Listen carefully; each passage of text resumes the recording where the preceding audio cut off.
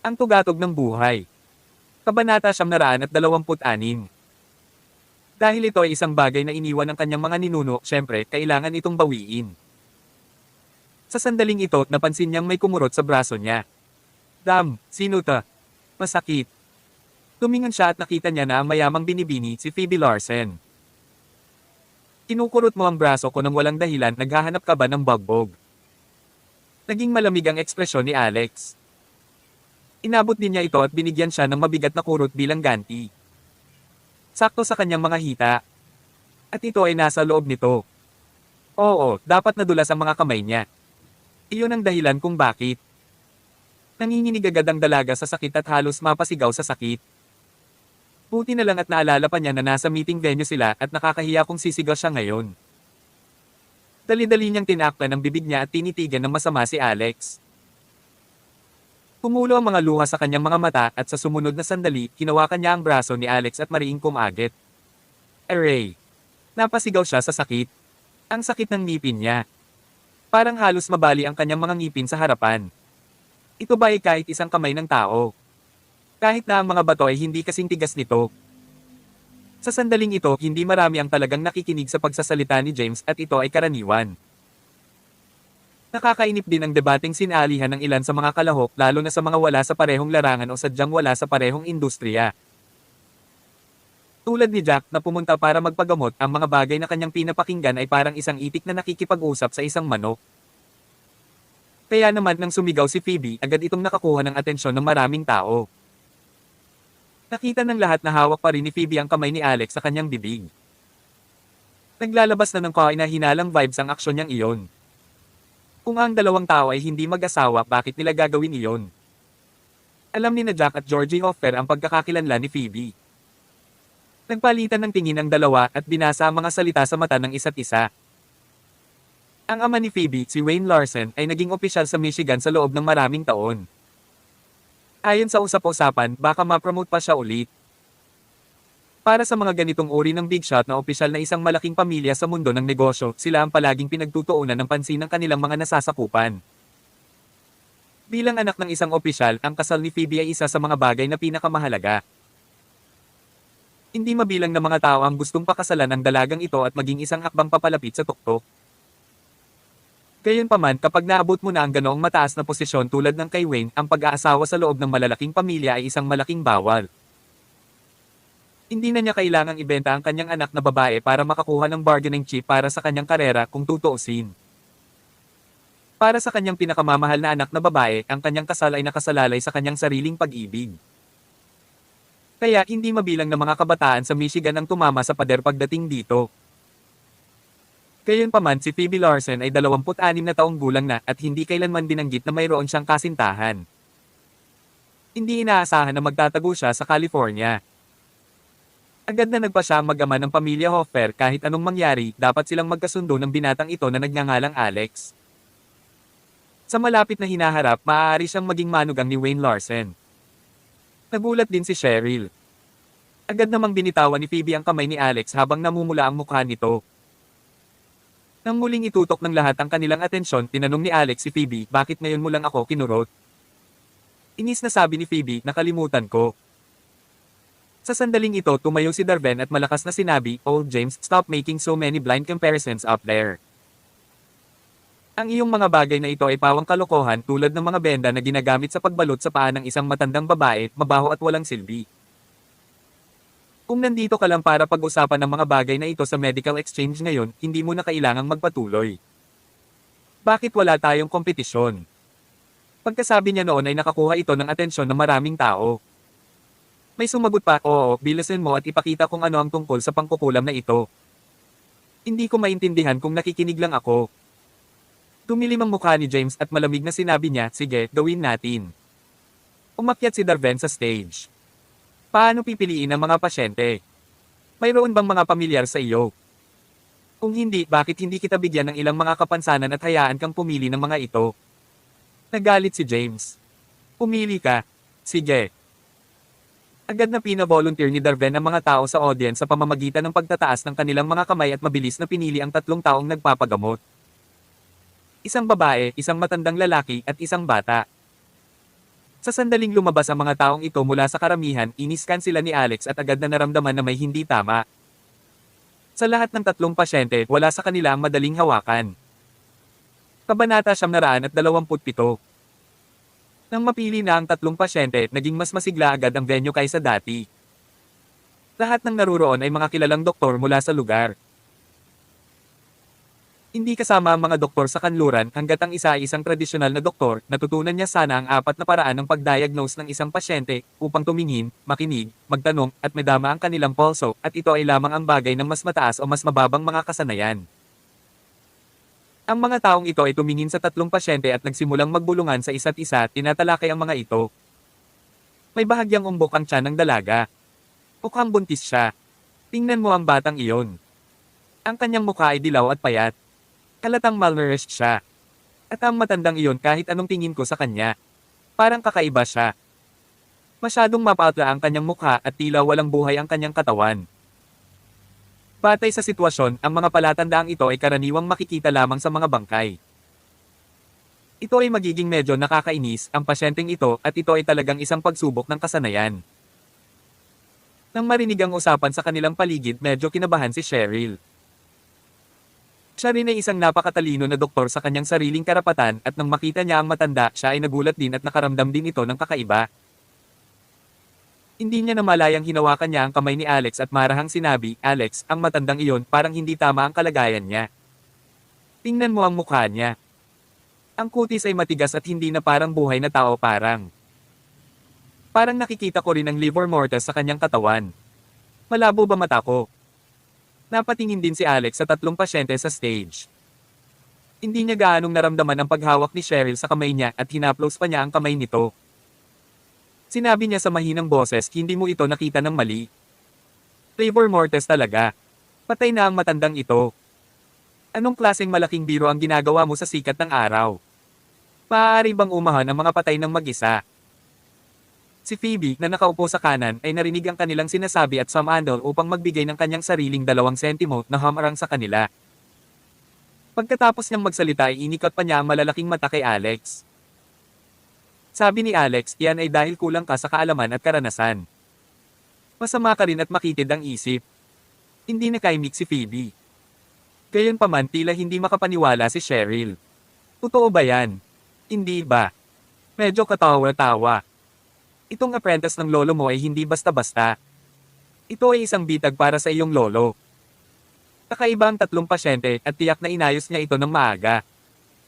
"Natatakot ako na isa itong sugal na hindi mananalo ang lolo mo." "Ano?" Kinakabahang pinisil ni Cheryl ang kanyang mga daliri. "Anong gagawin ko? Ang Ganoderma ay ang panghabang buhay na dugo at pawis ng aking lolo. Kung matalo man siya sa darbe na iyon, hindi ko maisip kung paano niya ito tatanggapin. Alex, maaari mo bang tulungan ang aking lolo? Ibibigay ko ang lahat ng gusto mo. Kailangan mo pa bang itanong? I'm sure magiging matako siya sa katawan mo," sabi ni Phoebe sa gilid. Sinaman siya ng tingin ni Alex. "Ako ay matako para sa iyo." Malakas ang kabog ng puso ng batang babae sa kanyang dibdib at pinag-cross niya ang kanyang mga braso para yakapin ang sarili. Gayunpaman, hindi siya umatras. Sa halip, tumangala siya sa entablado at sinabing, "Bukod sa matanda, mukhang normal ang buntis at ang bata. Makikita mo saglit," sabi ni Alex. Nang sabihin niya ito, tila nagsimula na ang kompetisyon sa entablado. Nakahanap din sila ng 3 doktor mula sa iba't ibang rehiyon upang magsilbing hukom. Sa sandaling ito, tumayo si Alex at malakas na sinabi, "Sandali." May chi energy ang sigaw niya. Parang kulog sa bulwagan ng boses niya. Napalingon ang lahat sa kanya. Nilampasan ni Alex si Phoebe. Dahil medyo maliit ang espasyo sa harap at likod ng mga hilera, nang sumiksik siya sa kanya, natapilok siya sa isang bagay kahit papaano, at ang kanyang puwitan ay direktang dumapo sa itaas na bahagi ng katawan ni Phoebe. "Oh Diyos ko, sinusubukan mo bang lapidin ako hanggang mamatay sa pamamagitan ng pag-upo sa akin?" Gulat na sigaw ni Phoebe, mabilis na tinulak si Alex palayo. Kumukulo ang kanyang dibdib at galit na galit siya hanggang sa himatayan na siya. Pero iba talaga si Alex. Tumingin siya. Medyo nag-aatubili habang lumingon siya at humihingi ng tawad ng mahina bago nilagpasan muli siya. Tapos naglakad na siya papunta sa stage. Bastard, sinasadya niya siguro. Walang hiya, pervert. Ow, ow, masakit. It can't be that he Saturday on me until I got lobular hyperplasia, right? Kung magsisimula silang lumundag, babayaran kita. Tawag. I pre. I-click. I subscribe kwentong nobela. Kabanata 928. Mahinang bulong ni Phoebe sa sarili at lumingon para makita si Cheryl na nakatingin sa kanya na may kakaibang tingin sa mga mata. Bigla niyang naramdaman na parang sinusubukan niyang nakawin ang boyfriend ng kanyang matalik na kaibigan, ngunit siya ang sinamantala. Si Richard Asteris. Sa stage, malamig na nakatingin si Darben kay Alex. Ngayon palang lihim niyang napagdesisyonan sa kanyang isipan na humanap ng pagkakataong patayin ang batang ito. Sa kanyang mga kakayahan, hindi magiging mahirap na pumatay ng isang ordinaryong tao. Hindi niya akalain na tatalo ng bata at mag-aalok ng kanyang sarili ng ganito. Kaya inilibot niya ang kanyang mga mata at sinabing, "Ikaw na naman, anak. Anong gusto mo?" Umarap si Alex kay James at sinabing, "Guro, para harapin ang ganitong uri ng magnanakaw na nanlilinlang sa sarili nilang Panginoon at ninuno, gaano karapat-dapat para sa iyo na personal na kumilos?" Hindi siya karapat-dapat. Kaya, hayaan mo akong makipag-ayos sa kanya. Manood ka lang sa gilid at suportahan ako. Natigilan si James pero nakita niya si Alex na commendant sa kanya. Isa pa sa 3 pasyente, talagang hindi mapakali ang malabangkay na matanda at pinabilis ang tibok ng puso. And so, tumango naman siya agad. Sige. Ramdam ni Darben na halos sumabog na siya sa galit. Tinuro niya si Alex at iniluwa, "Sino ka sa tingin mo? Anong mga kwalifikasyon ang mayroon ka upang makipagkompetensya sa akin sa pagpapalitan ng mga kasanayang medikal? Mayroon ka bang anumang mga kasanayang medikal? Doktor ka ba?" "Pakiramdam ko ay mas alam ko ng kaunti kaysa sa iyo," sagot ni Alex. "Anong klaseng kalokohan ang pinagsasabi mo? Itong laban namin ng matandang iyon, may kinalaman ba sa iyo? Umalis ka na, ngayon din. Paanong wala itong kinalaman sa akin? Isa akong doktor mula sa Ganoderma. Paano kung ikaw ay isang doktor mula sa Ganoderma?" Nanlamig ang mga mata ni Darben. "Do you call the shots in Ganoderma? Kapag natalo ka, bibigyan mo ako ng signboard ng Ganoderma. Walang problema. Hindi lamang siya isang doktor mula sa Ganoderma, ngunit siya rin ang aking apo," sabi ni James. "Hindi lang ibibigay sa iyo ang signboard kapag natalo siya, ibibigay ko pa sa iyo ang buong Ganoderma. Ngunit kung matalo ka, kailangan mong ibigay ang Dragon Bone Defiance Needle at lumuhod sa harap ng mga libingan ng mga amo at ginang sa loob ng 3 araw at 3 gabi, aminin at pagsisihan ang iyong mga pagkakamali." Agad na namula ang mukha ni Cheryl nang lumabas ang mga salita sa kanyang bibig nang maisip niya sa kanyang sarili, maluwag talaga ang labi ni Lolo. Nagbabakasakali pa nga siyang magsabi ng mga bagay na maaaring hindi mangyari. Hindi niya alam na sinasadya ng matanda ang sinabi nito. Ang layunin ay upang lumikha ng isang pampublikong opinyon upang ang kanyang apo ay umasa kay Alex. Hindi siya makakahanap ng ganoong kagaling na apo kahit gaano pa siya kahirap tingnan at kahit sa panaginip niya, gugustuhin pa rin niya ito. Sinulyapan ni Alex si James at hindi ibinunyag ang katotohanan sa likod ng kanyang mga sinabi sa huli. Kung hindi, ang imahe at reputasyon ni Cheryl ay ganap na mawawala. "Sige, matanda. Ito ang sinabi mo sa iyong sarili. Lahat ng naruroon, narinig mo." Sabi ni Darben pagkatapos ay humarap siya kay Alex at sinabing muli, "Malamig, anak, doktor ka man o veterinaryo, ang katotohanan na naglakas loob kang tumayo at makipagkompetensya sa akin sa entablado ngayon, ito ay magiging bangungot ng iyong buhay." Umisi si Alex at sinabing, "Anong kalokohan ang binubulalas mo ngayon, matanda? Sa tingin mo ba ay siguradong mananalo ka dahil lang sa nakakita ka ng ilang espesyal na kaso? Bilisan mo, at magsimula na tayo." Binigyan siya ni Darben ng isang walang awa na titig na nagmamarka sa kanya bilang isang patay na naglalakad. Ang unang pasyente ay ang buntis.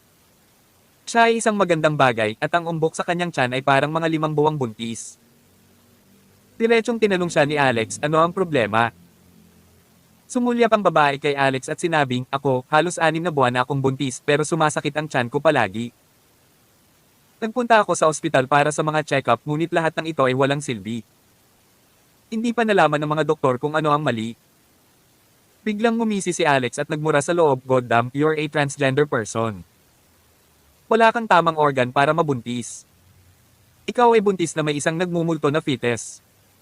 Mas magiging kakaiba kung hindi sumakit ang iyong tiyan. Sigurado akong si Darven ang nagtanim ng nagmumulto nitong fetus, di ba? Lumingon siya kay Darven. Koy, matandang magnanakaw. Paano mo gustong makipagkompetensya sa isang ito?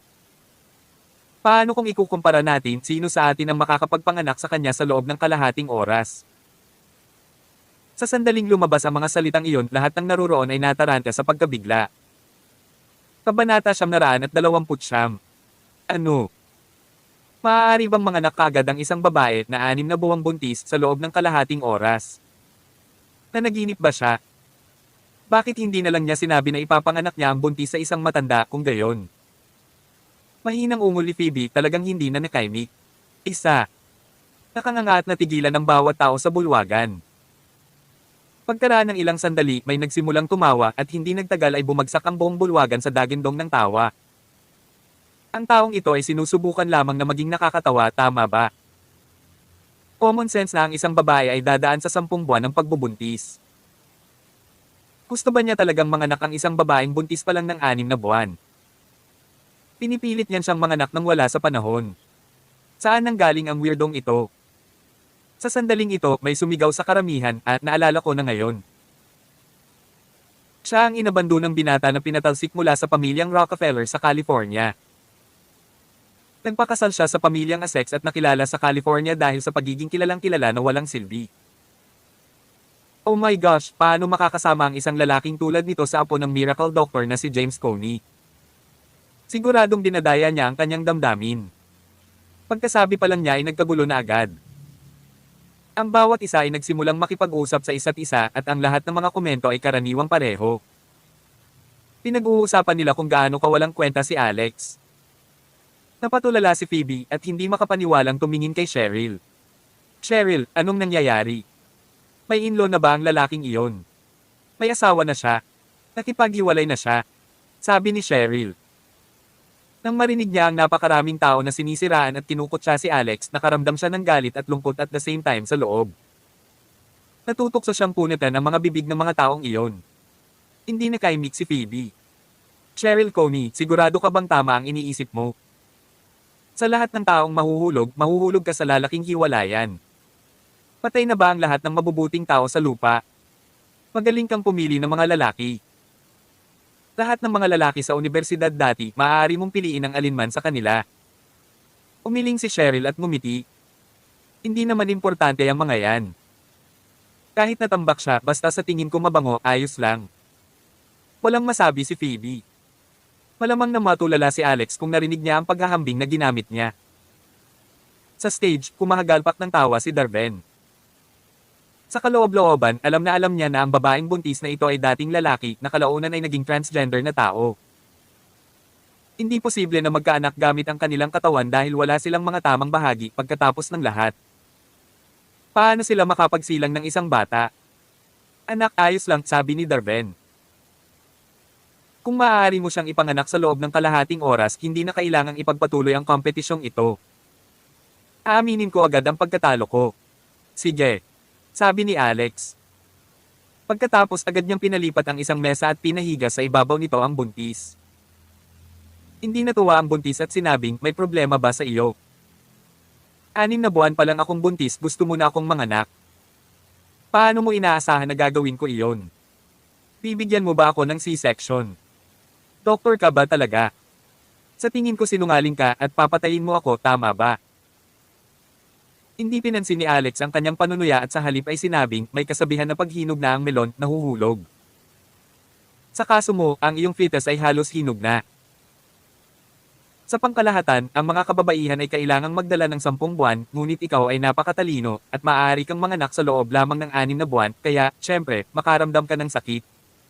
Ha. Muling nagtawanan ang mga audience sa ibaba ng stage. Tawa ng tawa si Phoebe kaya naluluha na siya. Maging si Cheryl ay nakatikip na ang kanyang mukha, hindi na naglakas loob na manood. Bigla niyang naisip kung paano sinabi sa kanya ni Alex na natutunan niya ang kanyang mga diskarte sa acupuncture mula sa internet. Bagamat hindi siya naniniwala noon, hindi rin niya sinabi sa kanya kung saan siya nag-aral at kung ano ang kanyang pinag-aralan noon.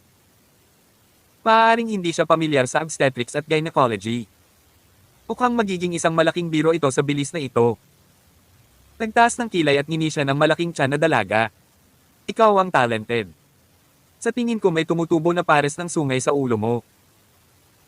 Iyon ang dahilan kung bakit naglakas loob kang umakyat sa entablado upang mag-alok ng paggamot. Ano sa tingin mo ang magagawa mo? Freaking hell.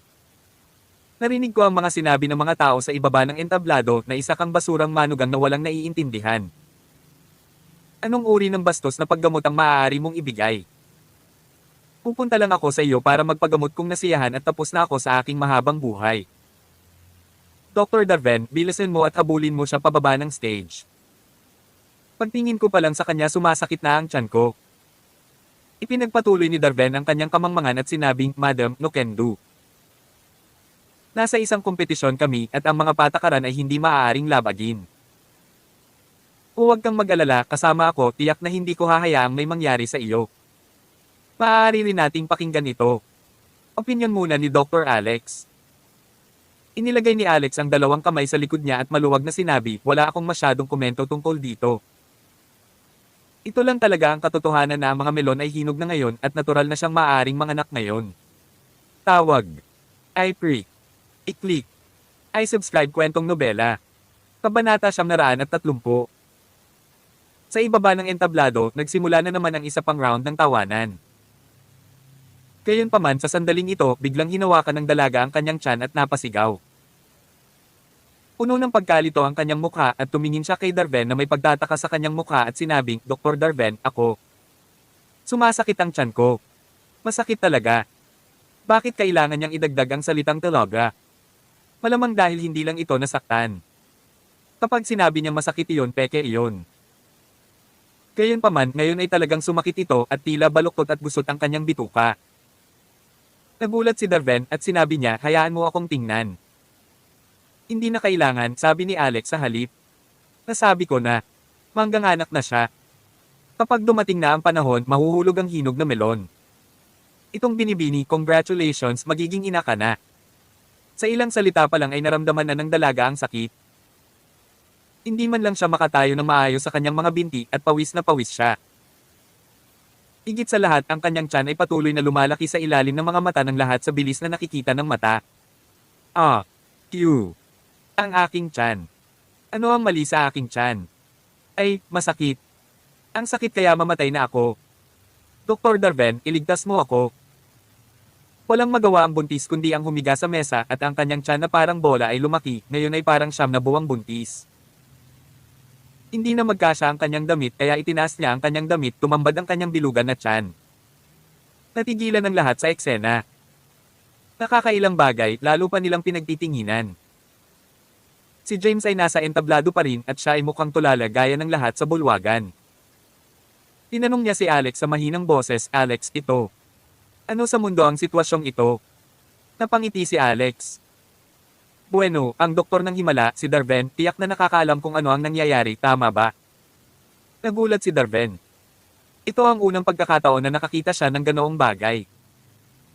Tungkol naman sa dalaga, hindi na niya nakayanan ang sakit at napasigaw, Dr. Darven, tulungan mo ako. Masakit, masakit. Hindi mo ba sinabi na walang mangyayaring masama? Bakit sobrang sakit ng tiyan ko? At lumaki pa nga ito. Ay, masakit. Mamamatay na ako. Mamamatay ako. Darven Mikkel, ikaw ang dahilan kung bakit nangyari ito sa akin. Nagulat si James at sinabing, Madam Chan mo. May kinalaman ba ito kay Darven? Walang sinabi ang dalaga. Malamig na ngumuso si Darven. Matanda, tigilan mo na ang paninirang puri sa iba. Pinili ko ang mga pasyente ng random sa exchange meeting na ito. Paano ito may kinalaman sa akin? Ma'am, huwag ka na maglabas ng kalokohan. Tumanggo si Alex. Tama, madam. Huwag sirain ang miracle doctor, Dr. Darven. Mangganganak ka na talaga ngayon. Tingnan kung gaano kalaki ang iyong tiyan. Nasa limitasyon na nito. Kung ito ay lumaki, ito ay sisabog. Kaya, bilisan mo at manganak. Ibuhos mo ang lahat ng iyong lakas dito. Ang lahat ay naguugat para sa iyo. Tinga, tapos umutot. Nagtawanan ang lahat sa baba hanggang sa sumakit ang tiyan. Gayunpaman, marami sa kanila ang nakatingin kay Alex na parang nagbibiro. Ang isa sa mga matandang doktor na nagsisilbing hukom ay nagmamadaling nagsabi may mali sa kondisyon ng pasyente. Dapat nating magmadali at ipadala siya sa ospital. Ang kompetisyon ay ititigil. Umiling si Alex. Walang sapat na oras para dalhin siya sa ospital. Ang matandang babae noon ay isang tradisyonal na doktor sa larangan ng obstetrics at gynecology. Tumakbo siya sa sandaling ito na may maliliit na hakbang at sumigaw habang ginagawa niya, "Bilisan mo, maghanda ng mainit na tubig at malinis na tuwalya. Ihahatid ko na ang bata. Mga babae, halika at bigyan mo ako ng kamay."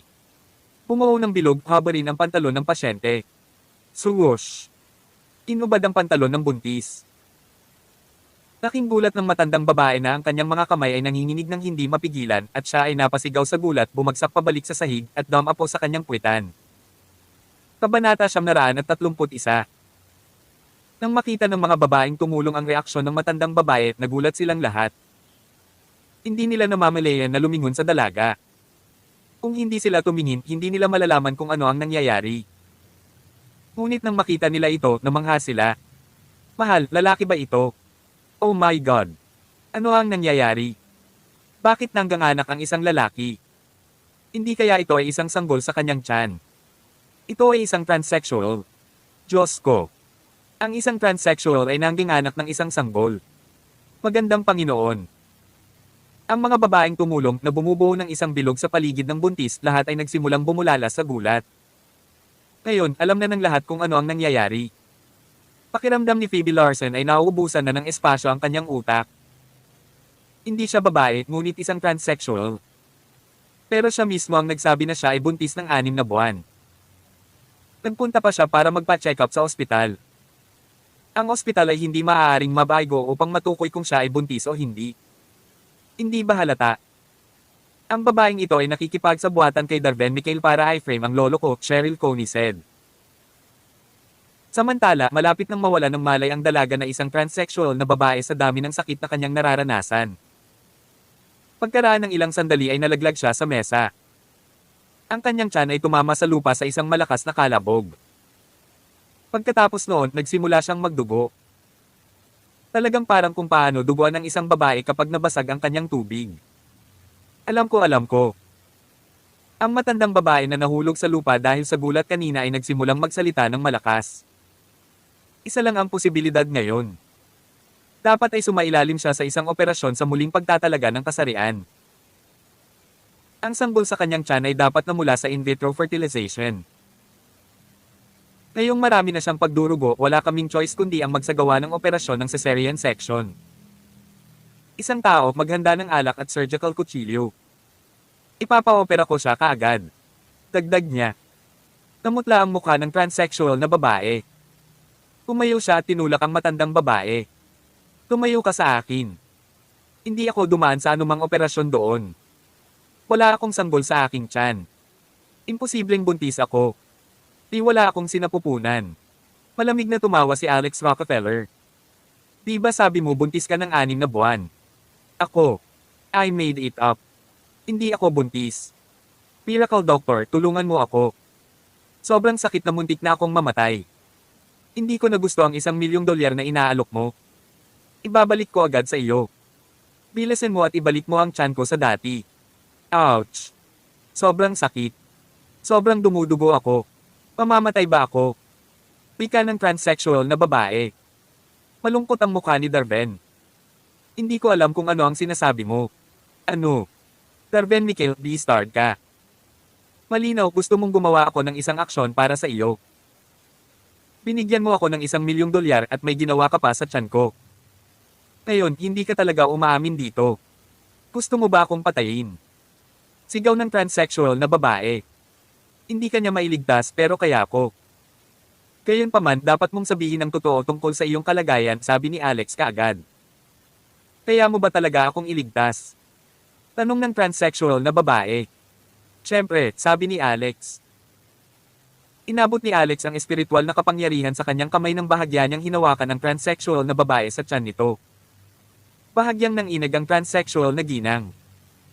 Sa sumunod na sandali, tumigil ang patuloy na pag-agos ng dugo niya. "Pinahinto ko na ang pagdurugo para sa iyo ngayon, ngunit nandoon pa rin ang iyong tiyan. Sabihin mo sa akin ang lahat ngayon. Kung hindi, hindi ka mabubuhay ng higit sa 1 oras, sabi ni Alex. Nang mabalita ng transsexual na babae na mabubuhay lang siya ng 1 oras, agad na nanginag ang kanyang mga paa sa takot. Sinabi niya kay Alex ang lahat ng totoo. Orihinal ako sa Hong Kong. Noong bata pa ako, dumaan ako sa pagpapalit ng kasarian. Ngunit ako ay nagkaroon lamang ng mga iniksyon at walang operasyon dahil wala akong pera. Natagpuan ako ni Darven, ang jerk na ito, at binigyan ako ng $1,000,000 para pumunta sa California. Nais niyang gumawa ako ng isang aksyon upang linlangan ang mga tao. Gusto daw niyang talunin ang kanyang junior na si James Coney. Matapos kainin ang gamot na ibinigay niya sa akin, nagsimulang lumaki ang aking tiyan sa loob ng 2 araw. Nagpepeke din yung 2 pang tao. Nauna na niyang inayos ang lahat.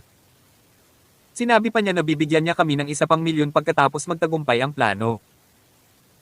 Ang mga salita ng transsexual na babae ay agad na ikinagalit ng lahat. Ano? Walang hiya talaga ang taong ito. Hindi ako makapaniwala na magagawa niya ang ganoong bagay. Si Dr. Ciccone ay kilala ng lahat sa California. Paano magagamit ng lalaking ito ang gayong kasuklam-suklam na paraan para i-frame si Dr. Coney? Di man Paano magiging doktor ang isang taong may kaawa-awang ugali? Dapat bawiin ang kanyang lisensya sa pag-practice ng medisina. Nag-chip in ang lahat.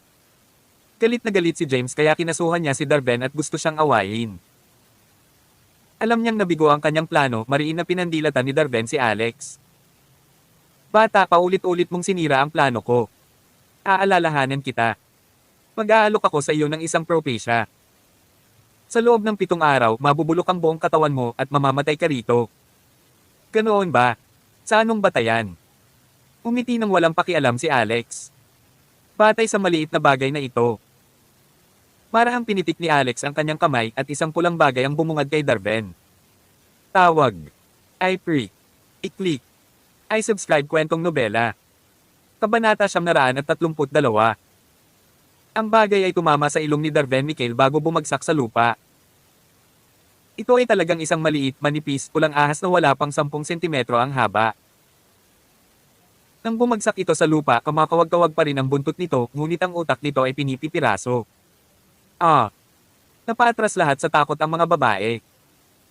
Karamihan sa mga babae ay natatakot sa mga bagay tulad ng ahas. Nang makita ni Darven ang patay na maliit at pulang ahas, nagbago ang ekspresyon ng mukha niya. Ito pala ang kanyang trump card. Dati, gusto niyang patayin ng tahimik si Alex. Kaya naman palihim niyang pinakawalan ang napakalason, maliit, pulang ahas na ito habang ang lahat ay nakatutok sa buntis na transsexual na babae. Gayunpaman, hindi niya lubos maisip ang mga bagay-bagay kanina, malinaw niyang nakita na ang maliit at pulang ahas na ito ay gumapang na sa paa ni Alex. Paano ito napatay ni Alex?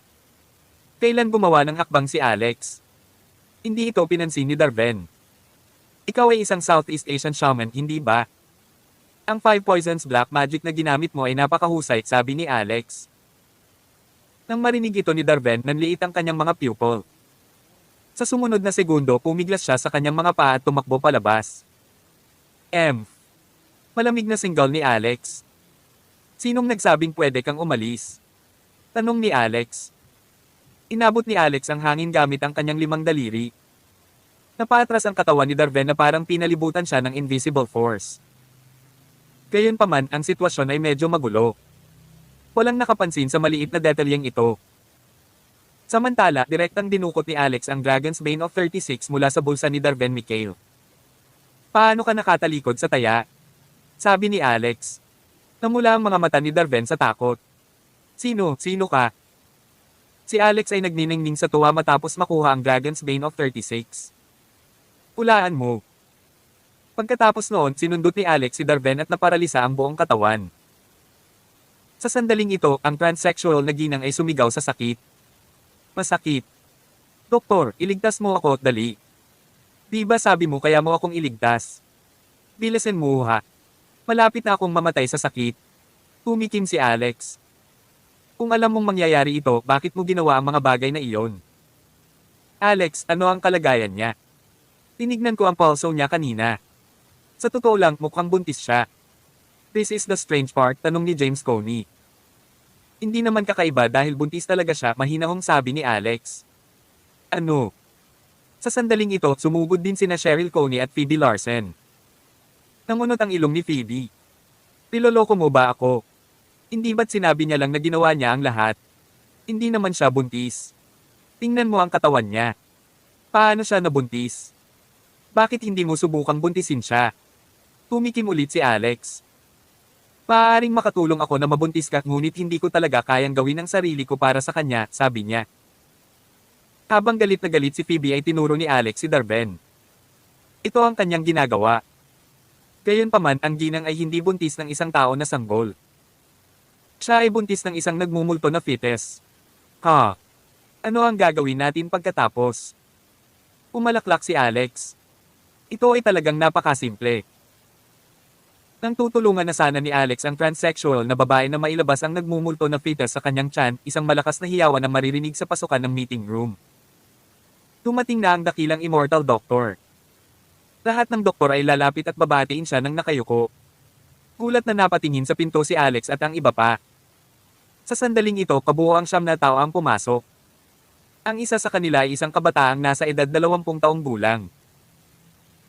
Samantala, nakita ni Alex ang kanyang pinsan kapatid na babae, si Carol Rockefeller, sa mga taong ito. Kabanata 933. Nang makita ni Alex Rockefeller si Carol Rockefeller, kumikinang ang kanyang mga mata. Nagulat siya.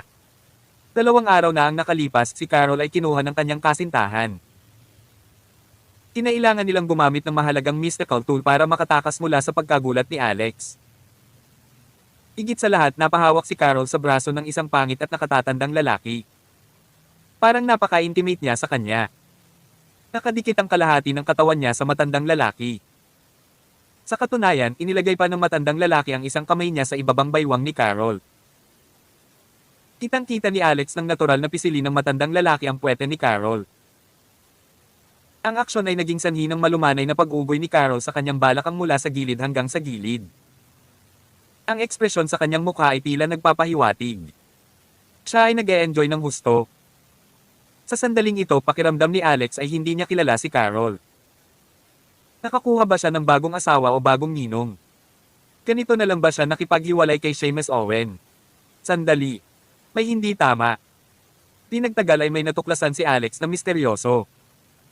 Si Carol na dati ay napakahina, ngayon ay naging isang martial artist. Sa pamamagitan ng mga obserbasyon ni Alex kay Chi, talagang lumakas ang inner force cultivation ni Carol. Nasa intermediate royal rank na siya ngayon. Para kay Alex, ang rango ng intermediate royal ay hindi kahanga-hanga. Madali niyang mapatay ang sinuman sa ganitong rango. Gayunpaman, 2 araw na ang nakalipas, si Carol ay isang ordinaryong babae pa rin. Ang pag-advance sa intermediate royal rank sa loob ng 2 araw ay medyo nakakatakot. Kung iisipin. Nasa intermediate royal rank lang si Waltz Floor nang makilala niya si Alex. Gayunpaman, nagsimulang mag-aral ng martial arts si Waltz mula pa noong bata pa siya at nagsanay siya ng hindi bababa sa 20 luha. Kung ikukumpara ang 2 araw hanggang 20 taon, malaki ang pagkakaiba.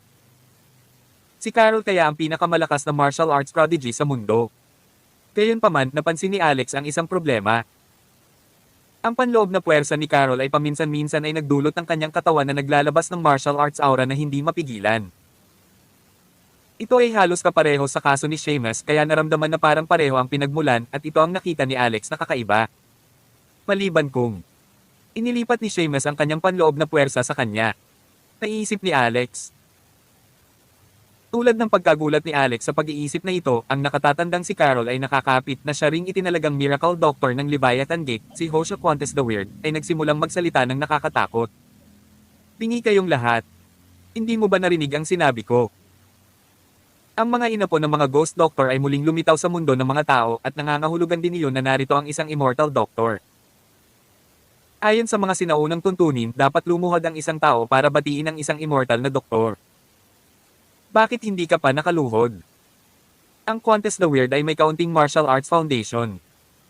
Bagamat siya ay may nakakatakot na boses, ito ay nakakatusok. Naririnig ng lahat ang kanyang boses na hindi karaniwang malinaw. Mga supling ng mga ghost doctor. Umiiral pa ba ang legacy ng mga ghost doctor sa mundo? Gulat na sigaw ng isang matandang lalaki. Sa alamat, ang huling henerasyon ng mga ghost doctor ay lumitaw noong ika-12 siglo. Ang Immortal Doctor ay tinawag na Guilherme Extraordinaire. Ilang siglo na ang lumipas mula noon. Nag-iwan ba ng legacy si Guilherme Extraordinaire? Akala ko matagal nang nawala ang legacy niya. Anong Immortal Doctor? Ang lahat ng ito ay nabuo sa nakaraan. Ang mga tao noong sinaunang panahon ay may napaka-atres na kasanayang medikal. Ang isa ay maaaring ituring na ang tunay na milagrong doktor para lamang makapagpagaling ng banayad na sipon o lagnat. Natatakot ako na ang isang immortal na doktor sa nakaraan ay maaaring hindi man lang may kumpara sa isang kasalukuyang doktor sa emergency unit ng isang ospital. Ang mga katulad mo lang ang mataas ang tingin sa mga miracle doctors, may disdain na sabi. Gaano kakalakas loob na insultuhan ang isang immortal na doktor? Malamig na bamantong hininga ang binatang nakatayo sa pagitan ni Carol at Hosea bago itinuro ang lalaking nagsalita. Ang mga immortal na doktor ay hindi dapat insultuhan. Ang mga gumawa nito ay mapaparusahan. Ininsulto mo talaga ang mga immortal na doktor sa pagsasabing mas mababa sila sa mga ordinaryong doktor. Iyon ay hindi mapapatawad. Matutubos mo lamang ang iyong mga kasalanan sa pamamagitan ng kamatayan, aniya. Walang imak ang lahat. Napaka-arugant ng binata. Binigyan niya ng kamatayan ng isang tao. Gayunpaman, isang kakaibang eksena ang nangyari pagkatapos noon. Matapos ituro ng binata na nagsasabing isang immortal doctor, ang tao, isang itim na anino na hindi nakikita ng mata ang pumasok sa katawan ng tao. Sa sumunod na segundo, biglang tumalikod ang tao at tumakbo papunta sa isang bintana. Binuksan niya ang bintana at tumalon doon. Natigilan ang karamihan. Hindi napigilan nina Cheryl Coney at Phoebe Larson na takpan ang kanilang mga bibig at nanlaki ang kanilang mga mata sa gulat. Medyo mataas sila sa gusali sa ika-18 palapag ng Global Traders Hotel. Hindi ba mamamatay ang tao sa pagtalon ng ganoon? Tawag. I-pre. I-click. I-subscribe kwentong nobela. Kabanata 934. May tumakbo agad sa bintana para tumingin sa ibaba. Matapos marinig ang sirena ng sasakyan ng pulis, makikita ang isang lalaki na nakahiga sa ibabaw ng isang kotse sa kakaibang posisyon. Ang lalaking iyon ay ang doktor na tumalon lang sa gusali. May mga basag na piraso ng salamin sa buong sahig. Nagtakbuhan ng ilang tao sa paligid upang tumayo at tumingin pagkatapos marinig ang mga ingay. Patay na ba siya? Ikaw. Pinatay mo si Wilbert. Nagsimulang sumigaw ang isang lalaki. Ang doktor na tumalon sa gusali ay ang kanyang mabuting kaibigan. Sa sandaling ito, ang taong ito ay lubos na nagalit. Tinuro niya ang binata. Anong klase kang immortal doctor? Paano mo mabibigyang halaga ang buhay ng isang tao? Nakapatay ka ng isang tao at kailangan mong bayaran ito ng sarili mong buhay. Maghintay ka lang, makukulong ka. Nakita mo ba akong pumatay ng tao? Tanong ng binata sa mahinang boses na pambabae. Parang pambabae ang boses niya at pambabae rin ang itsura niya. Ang binata ay halos 180 sentimetro ang taas at siya ay may payat na katawan at payat na facial features. Ang kanyang kaluluwa ay napuno ng pagkakasala. Nakonsensya siya tungkol sa pag-insulto sa mga immortal na doktor na gumawa ng hindi mabilang na mga kontribusyon sa Amerika sa libu-libong taon. Kaya nga nagpakamatay siya para patawarin ang mga pagkakamali niya. Tama iyan. Umuungal si Hosea Quantas na may malagawang na boses. Pulag kayong lahat. Nakatayo lang dito ang immortal doctor na ito. Paano niya nagawang patayin ang lalaking iyon? Sa sandaling iyon, itinuro ng binata ang kaibigan ng biktima ng pagpapakamatay. Ako ang immortal doctor ng henerasyong ito. Ininsulto mo ang aking mga tao kanina at nararapat kang parusahan para dito. Ngayon, sampilan ang iyong sarili ng 30 beses. Isang itim na anino ang dumaan.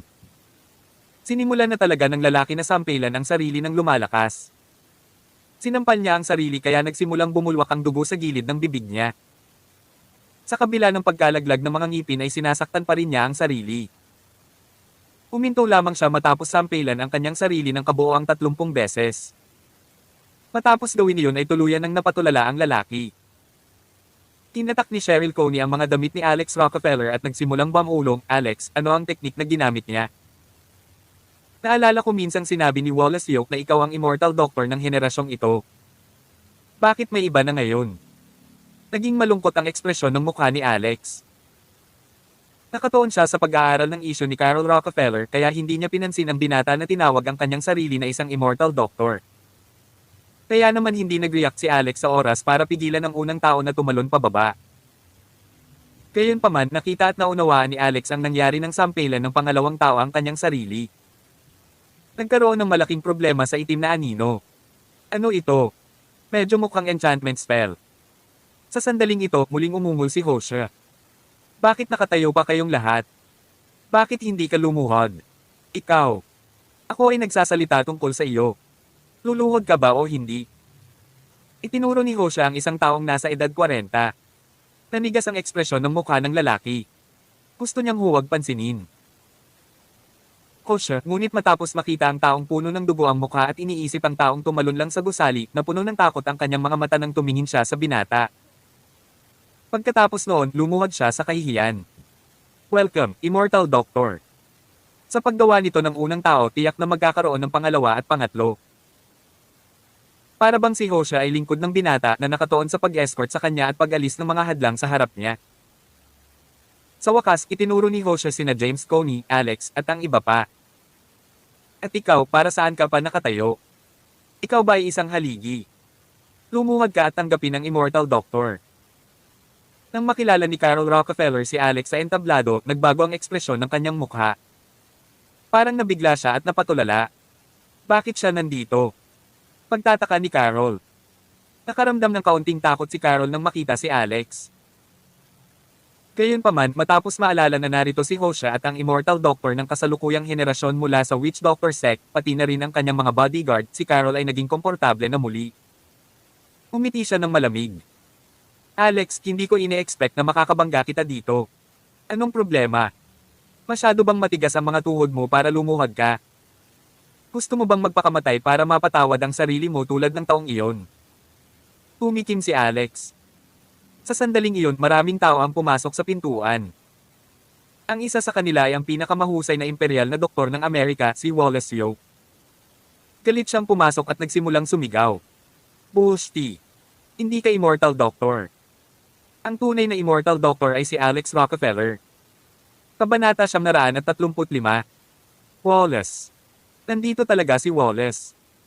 Sinabi lang ba ni Wallace na may ibang tao na isang Immortal Doctor? Sino si Alex Rockefeller? Siya si Alex Rockefeller. Isa siyang tunay na immortal na doktor. Lahat ng sikat na doktor sa Triangle River Delta na nakaluhod sa lupa ay nagulat sa hitsura ni Wallace Yo. Dilat na dilat ang kanilang mga mata. Ang pinakamahusay na imperial na doktor ng Amerika ay napakasikat. Sa kabaligtaran, umiral ang mga immortal na doktor sa napakalayo na bahagi ng kasaysayan. Para sa mga kontemporaryong tao, hindi nila gaanong ibig sabihin. Ang tanging dahilan kung bakit napaluhod ang lahat ay dahil sa takot. Samantala, isa nga si Wallace sa mga kilalang kinatawan ng bansa. Hindi may kakaila, siya ang pinakamahusay na immortal doctor ng Alaska. Hindi mabilang na mayayamang tao mula sa mga marangal na pamilya at matataas na opisyal ng gobyerno ang lahat ay nag-iisip sa kanya bilang isang kagalang-galang na individual. Pagkaraan ng ilang sandali ng pag-aalinlangan, ang grupong ito ng mga tao ay tila nahanap na nila ang lakas ng loob na kailangan nila. Tumayo silang lahat at pinalibutan si Wallace. Wallace, sinabi mo bang isa siyang tunay na immortal na doktor? Maaari rin ba siyang isa sa mga inapo ng mga ghost doctor? Tumanggo si Wallace. Tama iyan. Personal kong nasaksihan ang kanyang mga kakayahan. Ako ay maswerte pa na nailigtas ang buhay ng isang tao sa kanya. Kamakailan, nagkaroon ng kaso ng Midnight Demon sa California na nagdulot ng takot sa mga mamamayan nito. Si Alex ang nagligtas sa mga kawawang babaeng biktima, kumpiyansa niyang sabi. Ano? Nagulat ang lahat. Maging si Phoebe Larson ay tumingin kay Alex sa ibang liwanag. Sa kaso ng Midnight Demon, nagkaroon ng malaking kaguluhan sa California noon. Lahat ng magagandang babae sa California ay natatakot na umalis sa kanilang mga bahay sa gabi dahil sa takot na baka sila na ang susunod na biktima ng demonyong iyon. Maging ang kalapit na lungsod, Michigan, ay natakot sa mga mamamayan nito at maging ang Divine Constabulary ay nasangkot. Kaya naman, alam din ni Phoebe ang tungkol sa kasong ito. Biglang bumuti ng husto ang kanyang impresyon kay Alex. Nako, mahal. Noon, nagpadala pa ang Michigan ng isang pangkat na mga eksperto upang tumulong. Nabalitaan ko na isang misteryosong doktor ang nagligtas sa mga kawawang kaluluwang iyon. Hindi ako makapaniwala. Ikaw talaga, sir. Umiyak ang isang dalubhasang doktor sa kanyang unang bahagi ng 50. Dahil tinawag ni Wallace si Alex bilang isir, natural na kailangan din niyang gawin ito. Kung tutuusin, proud siya sa sinabi nito. Ito ay halos bilang kung siya ay naging kapantay ni Wallace sa pamamagitan ng paggawa nito. Pagkatapos noon, humakbang ang isa pang tao para purihin si Alex. Sir, mayroon kang ganoong puso na iligtas ang mundo at mayroon ka ring kamanghamanghang mga medikal na kasanayan. Iyon ang dahilan kung bakit karapat-dapat kang igalang namin bilang isang tunay na immortal na doktor. Ako, si Gus Murphy, ay binabati ka ng may paggalang. Dahil doon, lumuhod si Gus para ipakita ang paggalang kay Alex. Di man.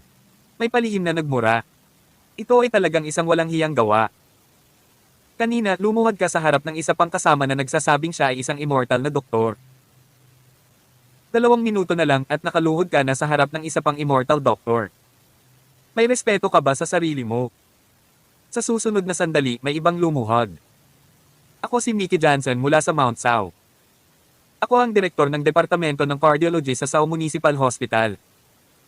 Sa ngalan ng lahat ng aking mga kasamahan mula sa ospital, binabati kita ng may paggalang, immortal na doktor. Mangyaring pumunta upang ipakita sa amin ang ilang gabay kapag libre ka. Damn it. Ang taong ito ay lalong walang hiya. Maraming doktor ang minamaliit ang kanyang pag-uugali, ngunit nakaramdam din sila ng labis na pagkabalisa at natuksong gawin din ito. Hindi nagtagal, dinaya ng lahat ang doktor na ito at inanyayahan ng bawat isa si Alex na bisitahin ang kanilang mga ospital o klinika. Naroon ang lahat ng matatalinong tao. Ang pinakamahusay na imperial na doktor ng Amerika ay nanindigan para kay Alex. Kahit na hindi nila eksaktong malinaw ang background ni Alex, ang paggawa nito ay nangangahulugan pa rin na nagkakasundo sila ni Wallace. Dahil nakaluhod na sila sa harap ng isang peking immortal doctor, hindi na nila inisip na gawin ito muli. Nang makita ng mukhang babae na binata kung paanong kusang loob na ginagawa ng mga nakaluhod sa harap niya kanina sa harap ni Alex, napangiwi siya.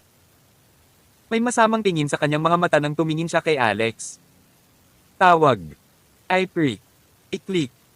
I subscribe kwentong nobela. Kabanata 936. Sa sandaling ito, malamig na tumawa si Jose Quantes. Wallace, sa tingin ko, ang iyong Alzheimer's disease ay dapat na kumikilos. Bilang kapwa ina po ng Dark Medic Sect, paano ka makakasamba sa isang random na immortal doctor? Ang katabi ko ay descendant din ng Witch Doctor Sect. Sa katunayan, anak siya ng master ng Witch Doctor Sect, si Gunny Bayer. Opisyal niyang natanggap ang pamana ng mangkukulam ng Nonagon Cave. Sa kabila ng matibay na patunay, hindi mo siya sinambang ngunit sa halip ay sumamba sa isang random na kapwa na lumabas ng wala saan. Anong kalokohan ang ginagawa mo? Sambit ni Hosea. Tumingin si Wallace Yoke kay Hosea. Iniisip ko kung sino ka. Tumalabas na ikaw si Quantes the Weird, isang masamang doktor na kinasusuklaman ng tao at Diyos. Ang sekta ng Witch Doctor ay hindi katulad ng dati. Noon, umalis si Immortal Dr. Gilherm Extraordinaire sa Witch Doctor Sect na ang ibig sabihin ay matagal nang wala sa Nonagon Cave ang tunay na legacy ng mangkukulam. Kahit na may nakakuha ng legacy mula sa Nonagon Cave, hindi ito gagawing isang Immortal Doctor. Tumigil sandali si Wallace at tumingin sa taong mula sa Witch Doctor Sect, si Levi Bayer.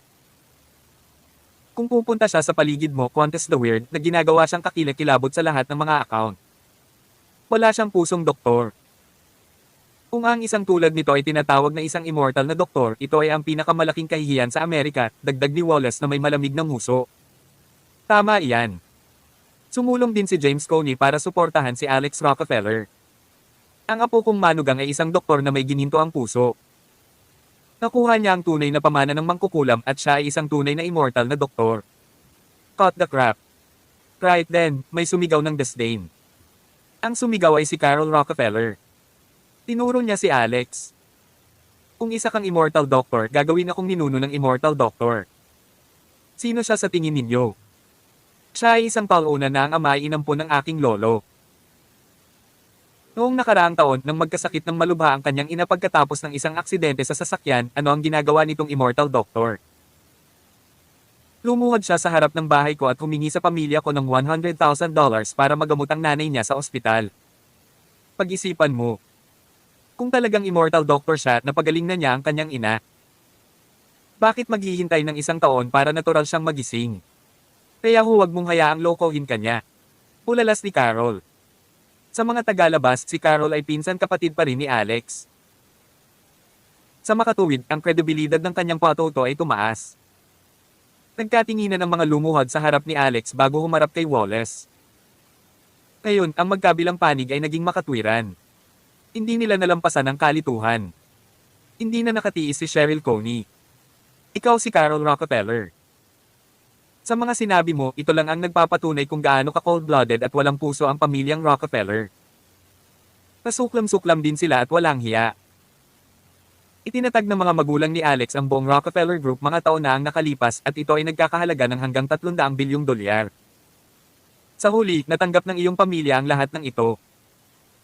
Lumuhod si Alex sa harap ng iyong pamilya para humiram ng $100,000 ngunit hindi mo pa rin ito ipahiram sa kanya. Patunay iyon na lahat kayo ay walang puso. Sino ka? How dare you say those things? Oh, ikaw ang may bahay ni Alex, hindi ba? Napakawalan, Gia. Isa na siyang asawa. Bakit mo pa siya sasamahan? Ano ang pagkakaiba mo sa isang puta? Sigaw ni Carol na kumunat ang ilong. Hindi nakaimik si Cheryl. Napatingin si Alex kay Carol. Sino ang pute dito? Sigurado akong alam mo ang sagot. Carol, ininsulto mo kami ni Dr. Coney. Ang iyong mga salita ay mabagsik at ang iyong puso ay masama. Diretsong pinutol ni Carol si Alex. E ano ngayon? Kakagaitan mo ba ako? Lumuhod ka at sasampalin mo ang iyong sarili, sabi ni Alex. Sampelan mo ang kapatid mo. Ulalas ni Carol. Talagang pinsan kapatid kita dati. Ibig sabihin wala kang sinabing mali, sabi ni Alex. Sa pamamagitan nito, mininipyala ni Alex ang kanyang kapangyarihan sa pag-iisip upang sakupin ang kamalayan ni Carol. Bagamat si Carol ay nagtataglay ng martial arts inner force, ang kanyang mental power ay hindi naiiba sa isang ordinaryong tao. Agad siyang lumuhod sa lupa na may kabog at nagsimula ng S. Nilalalaplap ang sarili. Sampal, sampal, sampal, sampal. Malutong at malinaw ang tunog ng paghampas ni Carol sa sarili. Naningkit ang mga mata ni Levi. Masasabi niyang hindi ordinaryong tao si Alex. Gayunpaman bilang isang senior na disipulo sa witch doctor sect, labis na ipinagmamalaki ni Levi. Wala man lang siyang iniisip tungkol kay Alex. Dahil nang ahas si Alex na magpanggap bilang isang immortal doctor at tanungin ang autoridad ni Levi, ibig sabihin ay may death wish si Alex. Malamig na tiningnan ni Levi si Alex. Paano mo mapapatunayan na nakuha mo ang legacy ng isang immortal doctor? Tanong niya. Umalaklak si Alex. Bakit ko naman papatunayan sa'yo? Gayunpaman. Sinulyapan ni Alex ang buntis na transsexual na babae na dumaranas ng matinding sakit. May magandang pagkakataon ngayon. Nakikita mo ba siya? Siya ay buntis na may isang nagmumulto na fetus. Kung maaari mong alisin ang kanyang tiyan, aaminin namin na mayroon kang ang pamana ng isang immortal doctor. Ano sa tingin mo? Sa kabaligtaran, kung mabaigo ka, kailangan mong umalis sa aking paningin hanggat maaari. Tumingin si Levi sa transsexual na babae at tumanggo. Mabuti.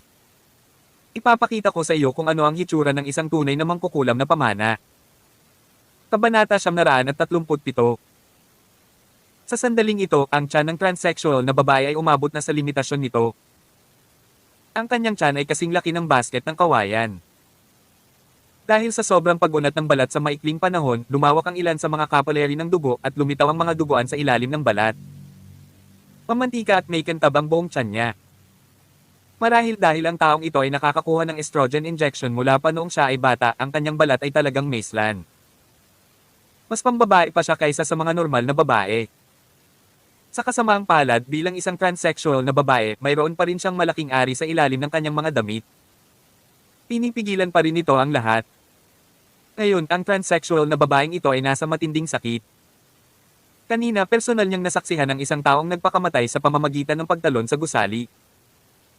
Kaya naman pansamantala niyang nakalimutan ang kanyang sakit at nahihilo siya. Ngayon, bumalik na siya sa katinoan. Agad siyang napasigaw sa sakit. Mga himalang doktor. Pareho kayong mga miracle doctor. Hanggat maaari mong lutasin ang isyo ng aking tiyan, gagawin ko. Ouch! Magpapasalamat ako sa inyo. Bilisan mo. I'm dying from the pain, umiiyak na sabi ng transsexual na babae. Nakaramdam ng matinding inis si Levi Bayer sa kanyang pagsigaw. Bakit ba ang ingay-ingay mo? Isa lang itong nagmumulto na fetus. Ito ay napakasimple. Ako na ang bahala sa iyo kaagad, sabi ni Levi. Pagkatapos ay inilibot niya ang kanyang mga mata kay Alex Rockefeller. Alam mo ba ang kahihinatnan ng pagpapanggap bilang isang immortal na doktor? Isa ka talagang walang alam na tao. I enjoy ang natitirang oras na mayroon ka. Sa madaling salita, binibigyan ni Levi ng death sentence si Alex. Kumunat ang noo ni Cheryl Coney. Ang kanyang mukha ay naging malamig na parang yelo. Anong ibig mong sabihin? Ano ang natitirang oras na pinag-uusapan mo? Malamig na singgal ni Levi. Ang mga mang-insulto sa mga immortal na doktor ay dapat mamatay at ang mga nagpapanggap na mga immortal na doktor ay dapat ding mamatay. Ikaw. Natigilan si Cheryl. Habang nakatingin si Levi kay Cheryl, bigla niyang napagtanto na napakaganda at kaakit-akit nito. Napakainit din ang katawan niya. Dati, masyado siyang mayabang para bigyang pansin siya. Ngayon, bigla na lang siyang naakit sa kanya. Siya ay anak ng master ng witch doctor sect. Mula pa noong bata pa siya, marami na siyang potensyal at mataas ang inaasahan sa kanya ng kanyang mga magulang. Sa makatuwid, mayroon silang napakahigpit na mga kinakailangan para sa kanya. Kadalasan ay napakahirap para sa kanya na magpakatanga sa mga babae. Sa loob ng witch doctor sect, walang magagandang babae. Kung ikukumpara kay Cheryl na nakatayo sa harapan niya ngayon, ang mga ordinaryong babaeng iyon ay halos basura. Ang tanging babaeng may mata niya ay isa sa mga asawang pinakasalan ng kanyang ama. Sa katunayan, pinilit ni Levi ang babae na palihim na makipag-date sa kanya sa loob ng 2 taon. Sa kasamaang palad, sa hindi malamang dahilan, nawala ang babae ng kanyang ama. Si Levi ay pinilit pa ng kanyang ama na manatili sa Nonagon Cave ng 3 buong taon. Ngayon, nakuha na ni Levi ang pamana at bumalik sa mundo. Ito ang kanyang sandali ng kalayaan. Tumingin ulit si Levi kay Cheryl. Si Cheryl ay may makinis, movie speech na mukha na may magandang jawline. Malambot lalo ang balat niya. Ang kanyang kapansin-pansing katawan ay 100 beses na mas kaakit-akit kaysa sa babae ng kanyang ama. Kung makatulog si Levi na may kagandahang tulad niya, akala niya ay kamangha-mangha ito. Tumawa ng mahina si Levi. Anong problema? Lalaki mo ba siya? Bakit hindi mo na ako kasama simula ngayon? Kapag naging babae ka na, hindi mo na kailangang maging balo. Walang hiya ka talaga. Paano mo matatawag ang iyong sarili na isang immortal doctor? Galit na sabi ni Cheryl. Gusto ko ang hitsura mo kapag galit ka. Sana ay hindi ka mabago kapag namatay ang iyong lalaki mamaya, sabi ni Levi. Ito ay isang napakamayabang na pananalita. Parehong nagalit sina Wallace Yoke at James Coney. Akmang susumbatan na nila si Levi, pinigilan sila ni Alex. Tapos ka na ba sa kalokohan? Bilisan mo at gamutin mo ang babaeng ito sa kanyang karamdaman. Ang mga aksyon ay nagsasalita ng mas malakas kaysa sa mga salita pagdating sa pagpapagaling ng mga pasyente, mahinang sabi ni Alex. Malamig na singgal ni Levi. Tumingin siya kay Alex na para bang may tinitingnan siyang bangkay. Pagkatapos noon, nilainggan ni Levi ang mga tao. Nananawagan ako sa walang limitasyong yin at yang na enerhiya ng mga mangkukulam. Kahit nahingi ng hari ng impyerno ang iyong kaluluwa sa kalagitnaan ng gabi, maaari kong pahabain ang iyong buhay ng 3 taon pa. Panatilihing bukas ang iyong mga mata. I'm about to use the true divine skills of witch doctors, sabi ni Levi. Pagkatapos ay inilahad niya ang kanyang mga kamay at ikinaway iyon. Isang itim na fog ang lumitaw mula sa manipis na hangin bago lumipat sa isang bilog sa harap ng karamihan. Unti-unting lumitaw ang isang figure. Ito ay talagang isang matandang lalaki na may puting buhok at puting narinig na nakasuot ng mahaba at puting damit. Tawag. I pre. I-click. I subscribe kwentong nobela. Kabanata 938. Ano ang bagay na ito? Sino ang taong ito? Ito ay paraan din. Magical, di ba? Tao ba ito o multo? Ang mga pamamaraan ng isang immortal doctor ay talagang hindi ka panipaniwala, hindi ba? Nagsimulang mapasigaw ang lahat sa pagkamangha. Maging si Qantas the Weird ay dilat na dilat ang mga mata. Parang pareho siyang nagulat at naiingit. Bakit parang pamilyar ang matandang ito? Parang nakita ko na siya somewhere before, sabi ni Phoebe Larsen. Malungkot na ekspresyon si Wallace Yoke. Immortal Dr. Gilherm extraordinaire ito. Sambit niya. Bagamat hindi gaanong nagbago ang ekspresyon ng mukha ni Wallace, lihim siyang nabigla sa loob. Nakuha kaya ni Levi Bayer ang kaluluwa ni Gilherme Extraordinaire? Narinig ni Wallace ang chismis mula sa kanyang sekta na ang espiritu ni Immortal Dr. Gilherme ay hindi naglaho pagkatapos niyang mamatay. Sa halip, tinatakan niya ang kanyang sarili sa isang tiyak na banal na artifact ng pagpapagaling upang mapanatili ang pamana ng Immortal Doctor. Ang sinumang nakakuha ng legacy ng banal na artifact ay makakamit ang lahat ng kakayahan ng Immortal Doctor. Bukod dito, ang kaluluwa ni Gilherme Extraordinaire ay maaaring tumulong sa taong iyon. Sa pagkakataong iyon, talagang nakuha ni Levi ang kayamanan ng pagpapagaling, ang pamana ng Immortal Doctor. Gayunpaman, ano ang tungkol kay Alex Rockefeller? Hindi kaya nakuha ni Alex ang legacy ng Immortal Doctor. Sa sandaling ito, naramdaman ni Wallace ang pag-aalog ng kanyang puso. Wallace, nakita mo ba yon? Ito ang kaluluwa ng Immortal Doctor ng huling henerasyon, si Gilherme Extraordinaire. Hindi mo ba sinabi na peke ang pamana ng Immortal Doctor na nakuha ko? Tingnan mo nga. Ang kaluluwa ba ng Immortal Doctor ay peke o hindi? Ngayon, kahit ang kaluluwa ng Gilherme Extraordinaire ay tumutulong sa akin. Maglalakas loob ka pa bang sabihin na ang binata doon ay ang tunay na Immortal Doctor? Sabi ni Levi. Ito, tumingin si Wallace kay Alex. Medyo nagilty talaga siya. Iyon ay dahil si Wallace ay may pangkaraniwang pangitain ng tao. Hindi niya masabi kung ang figure ng matanda ay kaluluwa ni Gilherme Extraordinaire o hindi. Gayunpaman, ito ay parang buhay. Ito ay malamang na ang tunay na pakikitungo, hindi ba? Wallace, ito ba talaga ang kaluluwa ni Gilherme Extraordinaire? Mahinang tanong ni James Coney. Umiling si Wallace. Hindi rin ako sigurado. Sa sandaling ito, ang transsexual na babae ay gumulong sa lupa sa sakit. Tapos ka na bang magsalita? Bilisan mo at tulungan mo ako kung oo. Sisubog na ang tiyan ko. Hindi mo ba nakikita iyon? Napasigaw siya ng malakas. Pumunta ka. Inabot ni Levi at itinuro ang kaluluwa ni Gilherme na dahan-daang lumapit sa tiyan ng transsexual na babae. Lumilitaw na ang kaluluwang ito ay tunay na walang kamatayan at isang maladyos na pag-iral. Gayunpaman, ngumiti si Alex at tumawa ng malamig. Hindi ito makita ng iba ng malinaw, ngunit nakikita niya. Hindi ito ang kaluluwa ng Immortal Dr. Gilherme. Maliwanag, ito ay isang espiritu ng bundok na naglalaro. Marahang tinapik ni Alex ang maliit na pouch sa bewang niya.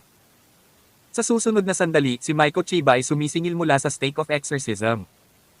Swish! Sa sandaling lumitaw siya, ang temperatura sa silid ay bumaba ng ilang degree. Ang kaluluwa ni Gilherme, na talagang isang espiritu ng bundok, ay nagkukunwaring nagpapagaling sa transsexual na babae sa kanyang karamdaman.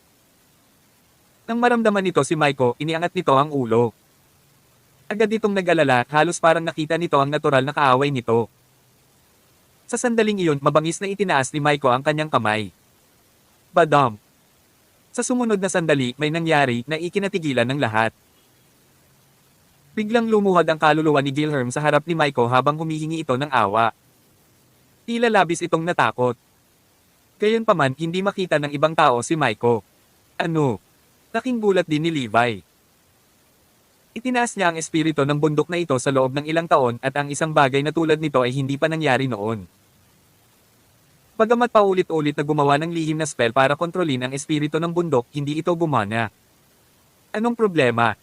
Hindi mo na ba makontrol? Sa sandaling iyon, nagsimulang magsalita si Alex ng mahinahon. Kailangan mo ba ng tulong ko? Tanong ni Alex. Kabanata 939. Ginawa mo ba ito? Anong ginawa mo sa akin? Anong nangyari? Dilat ang mga mata ni Levi Bayer. Baka sa mukha niya ang pagtatampo. Ang espiritu ng bundok ang pinakamaaasahan. Hindi niya kayang mawala ito. Ngayong bigla itong umasal ng hindi normal sa pamamagitan ng pagluhod at pagmamakaawa sa isang tiyak na direksyon, paanong hindi mag-aalala si Levi. Malamig na tumawa si Alex Rockefeller. Sa isang pitik ng kanyang daliri, isang sinag ng aura na sinamahan ng malakas na bugzo ng hangin ang tumama sa espiritu ng bundok.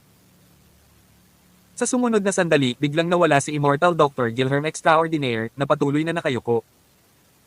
Sa lugar nito, mayroong isang napakapangit na itim na hayop. Parang unggoy. Di man. Ano ang bagay na ito? Malakas na sigaw ng isang binata. Isang bagay na tulad nito ay hindi ka panipaniwala at medyo mahirap tanggapin. Hindi ba siya Immortal Dr. Gilherme Extraordinaire? Bakit siya naging unggoy? Si Wallace Yoke, James Coney, Cheryl Coney, at Phoebe Larson ay nakaramdam din ng labis na pagkabalisa. Masyadong mabilis ang pagbabagong nangyari. Niyakap pa ni Phoebe ng mahigpit si Cheryl na baka sa mukha ang kaba. Dati, dahil sa mga kakayahan ni Levi, hindi lamang siya tinitingala ni Phoebe, ngunit nakadama rin siya ng tiyak na paghanga sa kanya mula sa kaibuturan ng kanyang puso sa kabila ng kaawa-awang ugali ni Levi. Gayunpaman nang ang kaluluwa ng Immortal Doctor ay biglang naging isang pangit na unggoy, ang kagalang-galang na aura ni Levi ay agad na gumuho. Sa kabaligtaran, si Alex na kinasusuklaman ng iba sa simula ay biglang lumitaw na misteryoso. Napaatras si Cheryl ng 2 hakbang. Unconsciously, napasandal siya sa katawan ni Alex. Alex, alam mo ba kung ano yun? Hindi ba ito ang kaluluwa ni Gilherme Extraordinaire? Mahinang tanong ni Cheryl. Mariing tumawa si Alex. Siyempre, hindi yun kaluluwa ni Gilherme Extraordinaire. Hindi ko masasabi kung ang kaluluwa ng Immortal Dr. Gilherme Extraordinaire mula sa ika-12 siglo ay nasa mundo pa rin, ngunit ang bagay na ito sa harap natin ay isang espiritu ng bundok na pinalaki ng dugo. Nang ilantad ni Alex ang pagkakakilanlan ng espiritu ng bundok, agad na namutla ang mukha ni Levi. Ano ang espiritu ng bundok? Curious na tumingin si Phoebe kay Alex. Sa pagkakataong iyon ay biglang hinampas ni Wallace ang kanyang hita. Naalala ko na ngayon. Isa talaga itong espiritu ng bundok. Ang isang bagay na tulad nito ay naitala sa aming witch doctor sect. Ang mga espiritu ng bundok ay kilala rin bilang masasamang espiritu. Ito ang mga kaluluwa ng mga mandrel na namatay ngunit hindi napahamak. Sa pamamagitan ng isang twist ng kapalaran, sila ay naging mga espiritu na parang kaluluwa ng isang tao. Magaling silang lituhin ng iba sa pamamagitan ng kanilang mga kakayahan sa pagbabago, paliwanag ni Wallace. Wallace, mayroon ba talagang mga ganitong bagay sa mundo? Tanong ng matandang babae kanina. Ang mundo ay puno ng kababalaghan. Ang mga tao ay may mga kaluluwa at ang mga hayop ay may mga espiritu. Walang kakaiba tungkol dito. Gayunpaman, ito ang unang pagkakataon na nakakita din ako ng masamang espiritu, sabi ni Wallace. Sa puntong ito, naging napakasakit ng tingin ni Wallace nang tumingin siya kay Levi. Ang masasamang espiritu ay nagbabala at gumagawa ng mga mapanlinlang na krimen. Bilang anak ng master ng witch doctor sect, naglabas ka ng masamang espiritu para saktan ang iba. Ibinalita mo pa ito bilang Immortal Dr. Gilherme Extraordinaire at inangkin mo na ikaw ang Immortal Doctor ng kasalukuyang henerasyon. Sa tingin ko, hindi na talaga kailangang umiral ang witch doctor sect, sabi ni Wallace. Medyo nakonsensya si Wallace kay Alex. Bilang isang taong walang itinatago, agad na yumuko ng malalim si Wallace kay Alex. Sir, saglit lang talaga akong nagduda sa iyo nang makita ko si Immortal Dr. Gilherme Extraordinaire. Ako ay may kasalanan bilang kinasuhan. Napatingin sa kanya si Alex. Gayunpaman, labis na nasiyahan si Alex kay Wallace. Ito ay mga panloob na kaisipan lamang ni Wallace. Walang dahilan para ipahayag niya ang mga kaisipang ito at hindi maaaring malaman ng ibang tao. Kung ito ay ibang tao, hindi niya ito sasabihin, ngunit sinabi niya. Ayos lang. Wallace, nararapat kang igalang sa iyong pagiging bukas. Ang masamang espiritong ito ay binuhay na may dugo ng tao at ito ay kumitil din ng ilang buhay ng tao. Lumaki ito na medyo malakas. Sa makatuwid, normal na hindi mo matukoy ang katotohanan, sabi ni Alex. Kalokohan. Malakas na sigaw ni Levi. Ito ang kaluluwa ni Immortal Dr. Gilherme Extraordinaire. Gumamit ka ng ilang masamang pamamaraan para gawing pangit na bagay siya. Ikaw ang gumagawa ng masasamang pamamaraan. Nararapat kang parusahan ng lahat. Bilasin mo at palayain ang kaluluwa ni Gilherme Extraordinaire. Sigaw ni Levi. Umiti ng mahina si Alex. Sa sumunod na segundo, gumalaw si Maiko Chiba. Nakuha niya ang hindi mabilang na natitirang mga kaluluwa sa stake of exorcism at ang kanyang lakas ay tumaas ng labis na maikukumpara na siya ngayon sa isang ghost general kung siya ay nauuri ayon sa mga ghost ranking. Ibinuka ni Maiko ang kanyang bibig at pilit na sinipsip ang masamang espiritu. Para sa kanya, isa itong dakilang piging. Tiff. Halos sa sandaling lumunin ni Maiko ang masamang espiritu, bumulwak si Levi ng isang bibig ng dugo. Iyon ay dahil may isang uri ng koneksyon sa pagitan niya at ng masamang espiritu. Tulad ng mga mangkukulam na nagpalaki ng mga parasito sa Canyonland, ang mga mangkukulam ay masasaktan din ng husto kapag namatay ang kanilang mga katutubong parasito. Ba? Pinatay mo ba ang aking espiritu ng bundok?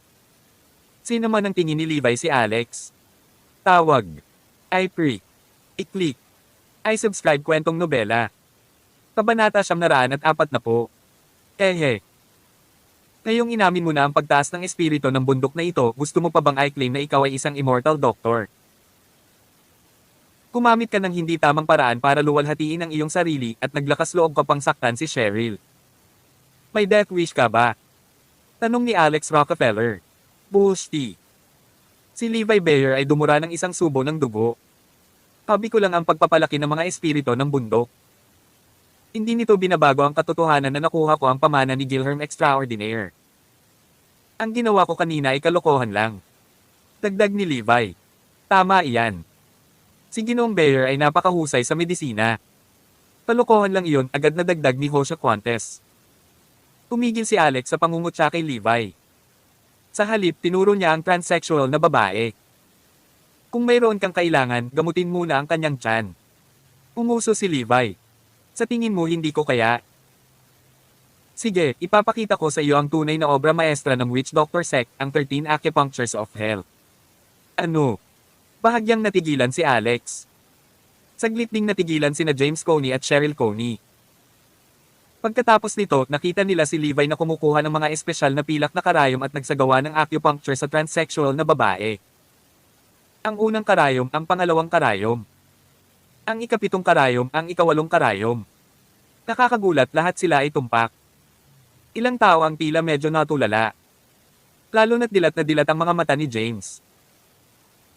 Natutunan niya ang 13 acupuncture ng impyerno mula kay Alex ng napakahirap, ngunit hindi niya inaasahan na malalaman din ito ng mga tao ng Witch Doctor Sect. Nang gamitin ni Levi ang huling karayom, natitiyak ni Alex na alam nga niya ang 13 acupuncture ng impyerno. Mukhang may kaugnayan ng Witch Doctor Sect sa ancestral legacy ni Alex o sa halip ay ang legacy ng Immortal Doctor. Gayunpaman, kahit na ginamit ni Levi ang tamang 13 acupuncture ng impyerno, hindi ito masyadong epektibo. Iyon ay dahil hindi maalis ang nagmumulto na fetus ng transsexual na babae gamit ang 13 acupunctures of hell. Kapag ginamit, magre-resulta lamang ito sa kabaligtaran na epekto. Oo naman, hindi lamang lumiit ang tiyan ng transsexual na babae, ngunit ito ay lumaki at lumaki. Tila halos sisabog ito sa isang lusak ng dugo at laman anumang oras. Samantala, siya ay humagulgol ng napakalakas habang siya ay nakahiga sa lupa. Sa wakas, sa isang tiyak na sandali, Oof! Isang madugong palaso ang bumulwak mula sa pusod ng transsexual na babae. Nangyari itong dumapo sa katawan ni Levi. Kasabay nito, mayroong isang madugong anino na hindi nakikita ng mata na sumabay sa madugong palasong ito. Agad nitong kinapa ang katawan ni Levi sa pamamagitan ng kanyang pusod. Kitang-kita ni Alex ang nangyayari. Matapos matigilan ng bahagya ay ngumiti si Alex ng maluwag. Samantala, sa sandaling ito, nagsimulang lumiit ang tiyan ng transsexual na babae sa bilis na nakikita ng mata. Lumiliit na. Lumiliit talaga. Siguradong kaya ng Witch Doctor Sect. Talagang gumaling na siya. Napasigaw ang lahat sa pagtataka. Maging ang transsexual na babae ay tumalon at hinawakan ng kanyang tiyan. Nakabawi na ako. Nakabawi na talaga ako. O mahal, ito ay tunay na isang himala. Salamat, Doktor ng Himala. Darven, masyado mo akong ginawang miserable. Sisipain kita hanggang sa mamatay ka. Agad niya itong sinipa sa pagitan ng kanyang mga hita. Samantala, ang masamang doktor, si Quantes the Weird, ay tumitig kay Alex at ngumuso ng 2 beses. Ngayon, napagaling na ni Mr. Bayer ang pasyenteng ito sa pamamagitan ng pagtanggal ng nagmumulto na fetus sa kanyang tiyan. Aaminin mo ba ang pagkatalo mo? Una, lumuhad ka sa harap ni Mr. Bayer at humingi ng tawad sa kanya nang nakayuko. Nagbago ang ekspresyon ng mukha ni Cheryl at tumingin siya kay Alex ng labis na kinakabahan. Tumawa ng malakas si Alex at tinuro si Levi. Talaga bang gumaling siya? Tingnan mo muna ang tiyan ni Mr. Bayer bago ka magsalita ng ganyan. Nang marinig ito ng lahat ay napatingin silang lahat kay Levi. Sa sumunod na segundo, naramdaman nilang tumusok ang kanilang anit. Nakita na lang nila na lumalaki ang tiyan ni Levi. Kabanata 941. Mr. Bear, anong nangyari sa tiyan mo? Sigaw ni Hosha Quantes. Mataas ang tono ng boses niya at para siyang takot na matandang babae. Ang iba pang kasama ni Levi Bear ay nakatingin din sa kanyang tiyan na may gulat at parang takot na takot sa kanilang mga mukha. Masyadong kakaiba ang pakiramdam na ito. Parang biglang inilipat kay Levi ang malaking tiyan ng transsexual na babae. Si Levi ay may parehong tulala na ekspresyon sa kanyang mukha at may takot din sa kanyang mga mata. Clueless din siya sa nangyari. Habang ang dalawang kamay ay nasa kanyang patuloy na paglaki ng tiyan, tuluyang nawala ang lamig ni Levi. Naghi-hysterical, sinaman niya ng tingin si Alex. Ikaw. Ito ay dapat na iyong pakikialam. Ano ang ginawa mo sa akin? Anong nangyari sa tiyan ko? Tanggalin mo na agad. Kung hindi ka pababayaan ng buong witch doctor sect, sabi ni Levi. Binigay ni Alex Rockefeller ang kanyang mga kamay. Sino sa mga mata mo ang nakakita na may ginagawa ako sa'yo? Lalaki ka. Imposibleng patumbahin kita. Oh, tama. Ang babaeng ito dito ay isang transsexual. Babae ka ba talaga? Galit na galit si Levi na kumunot ang ilong. Sa sandaling iyon sinimula ni Phoebe Larson na asarin si Alex. Bakit pakiramdam ko ikaw ang nagpatamba sa kanya? May affair ba sa inyong dalawa? Tinitigan ni Alex ang tiyan ni Phoebe. Maniniwala ka ba sa akin kung sasabihin kong kaya kitang patumbahin ngayon? Nagulat si Phoebe sa narinig. Matapos tingnan si Levi na malaki ang tiyan, naisip niya ang sarili na biglang nagkaroon ng malaking tiyan tulad niya. Iyon ay magiging lubhang nakakahiya. Agad na tinakpan ni Phoebe ang kanyang bibig at pilit na umiling. Isip. Dalawang figure ang kumislap at lumitaw sa harap ni Alex. Sila ang mga bodyguard ni Levi. Pareho silang hindi mahina sa kanilang cultivation at sila ay mga intermediate mystic rank expert. Ibalik kaagad ang tiyan ng aking young master sa orihinal nitong estado kung hindi. Malamig na sabi ng isa. Or else, anong gagawin mo? Tanong ni Alex. Or else, pagsisisihan mo ang pagiging tao. Nang matapos magsalita ang taong iyon, bigla siyang humakbang at humawak sa leeg ni Alex. Dahil hindi nila kayang makipagkompetensya sa medical skills ni Alex, gusto nilang makipagkompetensya gamit ang martial arts capabilities. Wham! Itinaas ni Alex ang kanyang kamay at casual na kinatok ang pulso ng umatake. Sa susunod na sandali, ang mga buto ng braso ng umaatake ay gumawa ng tunog na parang popcorn. Lahat ng buto sa isang braso niya ay nabali at nagkapira-piraso. Ang mga pira-piraso ng kanyang mga buto ay kasing puti ng buhangin. Sa kabilang kamay ay nasa kanyang putol na braso, sobrang sakit na halos hindi na siya makahinga. Nakita ng ibang tao na hindi maganda ang takbo ng sitwasyon. Pumalikod siya at sinuntok sina Cheryl Coney at Phoebe. Hindi nagatubili si Alex na sumugod sa likod sa bilis ng kidlat upang hawakan ang manipis na baywang ni Cheryl, tiyaking protektado siya. Gayunpaman, nahulog si Phoebe sa mga kamay ng lalaki. Isang punya lang inilagay sa kanyang makatarungang leeg. Napasigaw si Phoebe sa gulat na mutla ang mukha niya. Natigilan din ang lahat ng naroon sa gulat. Pagkatapos nito, maraming tao ang umatras upang hindi sila mahuli sa crossfire. Zion, okay ka lang. Pumalikod ang nakahawak kay Phoebe at sinigawan ang nasugatan. Parang nasasaktan si Zion. Puno ng pawis ang kanyang noo at para siyang sinalok ng tubig. Sinulyapan niya si Alex na may masakit at masamang tingin sa mga mata. Nasira ang kamay ko. Nang marinig ito nang nagtanong, tila galit na galit siya. Ang pangalan ng taong ito ay Jacob Zabel. Siya at si Zion Zabel ay magkapatid na may napakalapit na relasyon. Nang marinig niyang sira ang kamay ng kanyang nakababatang kapatid, natural siyang nagalit. Beastard! How dare you nasirain ang kamay ng kapatid ko? Sigaw ni Jacob. Pagalingin mo ngayon ang tiyan ni Mr. Bear.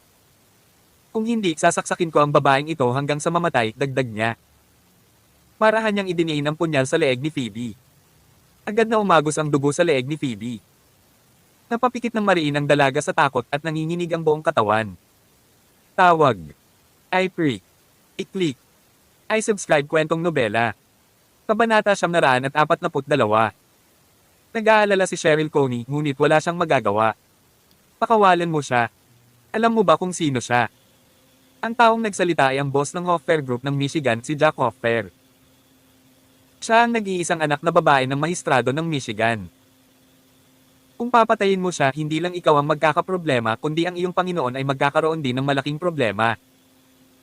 Sa una, hindi alam ng maraming tao ang pagkakakilanlan ni Phoebe Larsen. Nadama ng lahat na siya ay isang hindi mahalagang babae, ngunit hindi nila inaasahan na magmula siya sa isang kilalang pamilya. Gayunpaman, hindi ito binili ni Jacob Zabel. Ang mahistrado ng Michigan ay wala. Kailangan din niyang lumuhod. Sa harap ng witch doctor sect. Gawin ang sinasabi ko ngayon at pagalingin ang tiyan ni Mr. Bayer. Kung hindi, sasaksakin ko ang leeg niya, malamig niyang sabi. Ikaw. Sabi ni Jack. Gayunpaman, tumawa si Alex. Saksakin mo siya. Ano? Natigilan si Cheryl.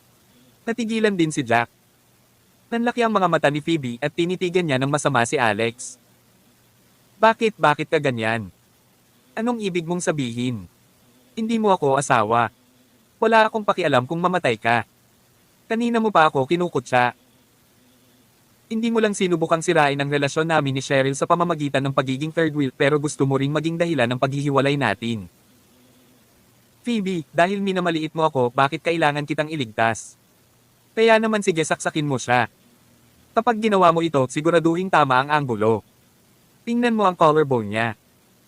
Ang pinakamahalagang carotid artery ay 3 pulgada sa itaas ng kanyang collarbone. Bilisan mo. Saksakin mo siya. Saksihan natin ang isang madugong eksena. Tiyak na ito ay isang kaakit-akit na tanawin, sabi ni Alex. Galit na galit si Phoebe matapos itong marinig. Rockefeller, tao ka ba? Paano mo nasasabi ang ganito? Kung mamatay ako, hindi kita papakawalan kahit na naging multo na ako. Umiling si Alex. Hindi ka maaaring maging multo. Tingnan mo kaya ko pang sirain ang masasamang espiritu, lalo pa ang isang mahinang kaluluwa na tulad mo. Ikaw. Namula ang mga mata ni Phoebe at nagsimulang tumulo ang mga luha sa kanyang mga pisngi. Malamig nang umuso si Jacob. Nag-iinarte ka lang. Sa tingin mo ba ako ay tanga at napakadaling lokohin? Gusto mo saksakin ko siya? Sige, gagawin ko at ipapakita ko sa iyo. Hindi sinaksak ni Jacob ang carotid artery ni Phoebe malapit sa kanyang leeg. Sa halip, sinaksak niya ang tiyan nito. Sa loob ng 1 segundo, biglang tumagos ang mental power ni Alex sa isip ni Jacob. Sa sumunod na sandali, tumakbo si Alex sa harap ni Jacob sa bilis ng kidlat at hinawakan ng mahigpit ang punyal bago ito tumama sa tiyan ni Phoebe. Pagkatapos noon, itinulak niya ang punyal sa energy core ni Jacob. Sumigaw si Jacob habang hindi makapaniwalang nakatingin sa punyal sa kanyang ibabang tiyan. Dahil nasira ang kanyang energy core, ang kanyang martial arts cultivation ay nasayang. Samantala, hinayla ni Alex si Phoebe, natulalo pa rin at hinayla siya pabalik sa gilid ni Cheryl. Natakot ka ba? Tanong ni Alex. Walang malay na tumanggo si Phoebe. Hindi pa siya nakakalma dahil sa pagkabigla at ang kanyang mukha ay mapatla, ngunit alam niya na siya ay sa wakas ay nailigtas. Nagdadrama lang talaga si Alex kanina. Niyakap ni Cheryl si Phoebe ng mahigpit. Phoebe, okay ka lang ba? Natakot ako sa kamatayan. Napasandal si Phoebe kay Cheryl. Tumingin siya kay Alex na may masalimuot na emosyon sa kanyang mga mata habang ang 2 agos ng luha ay bumuhos sa kanyang pisngi. Pilipo ni Alex ang 2 intermediate mystic rank martial artist sa isang iglap. Alam ni Levi Bayer na hindi maganda ang takbo ng mga bagay. Batay sa kanyang mahinang paglilinang, maaaring direktang idiin siya ni Alex sa lupa at lapidin siya. Higit pa rito, ang kanyang tiyan ay lumalaki ng lumaki at ito ay lubos na napahiya sa kanya. Kailangang humanap ng paraan si Levi para mawala ang malaki niyang tiyan. Pero na. Pagkasabi nito, tumalikod si Levi at nagsimulang maglakad palabas ng pinto. Gayunpaman, sa sandaling iyon, isang grupo ng mga taong nakauniforme ang pumasok. Ito ay mga miyembro ng Divine Constabulary na pinamumunuan ni Anna Coleman. Walang pinapayagang umalis. Tumayo ka at ipakita sa akin ang iyong mga identity card. Sino ang nagtulak sa lalaki kanina palabas ng building? Pumunta ka sa unahan. Kabanata 943. Whoosh, automatikong humiwalay ang mga tao kay Levi Bayer, ang malaking gulo ng tiyan. Pagkatapos noon, tinuro siya ng karamihan. Masiglang naglakad si Anna Coleman. Bigla niyang nakita si Alex Rockefeller na nakatayo sa stage. Ang kanyang mga mata ay kumislap sa gulat at pinanibik. Sa sumunod na segundo, nakita niya si Darven Mikhail na lahat ay nanlambot sa lupa. Swish!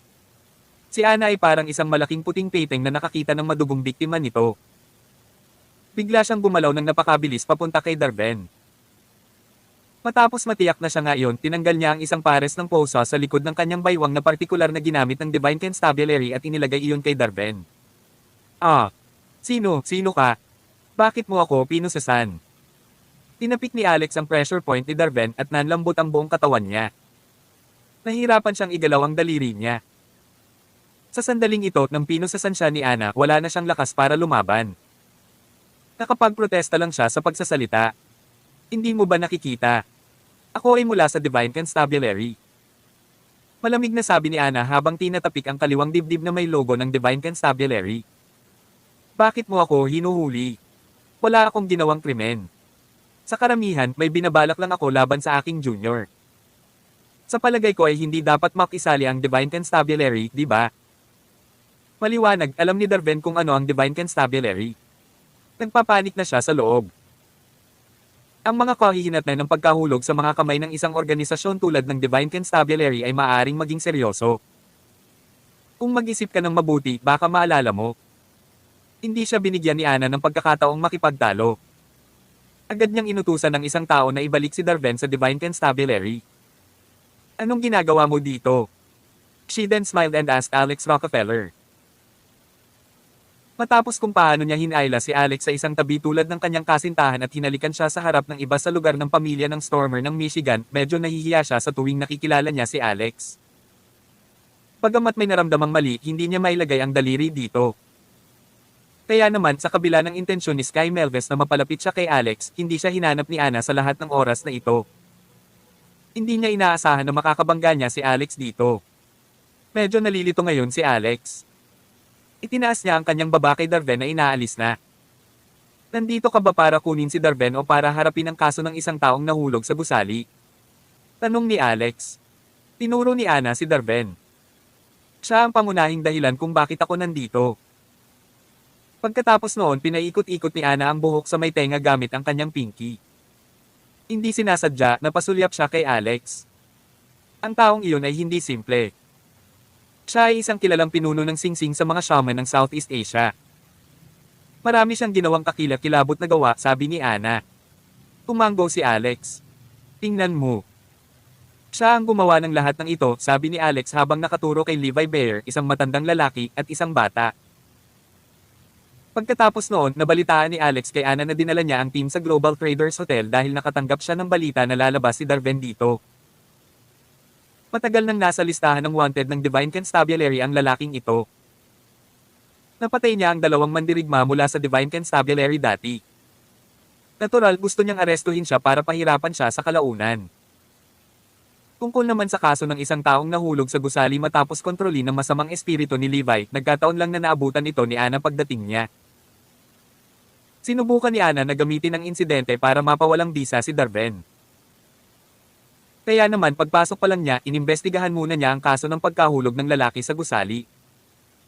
Laking gulat niya, si Darben ay napasuko na ni Alex. Umisi si Ana kay Alex. Akala ko makukuha ko ang kredito sa pagkakataong ito, ngunit hindi ko inaasahan na gagawin mo muna ito. Si Darben ay sangkot sa isang malaking kaso na nauugnay sa isang pinuno sa Southeast Asia.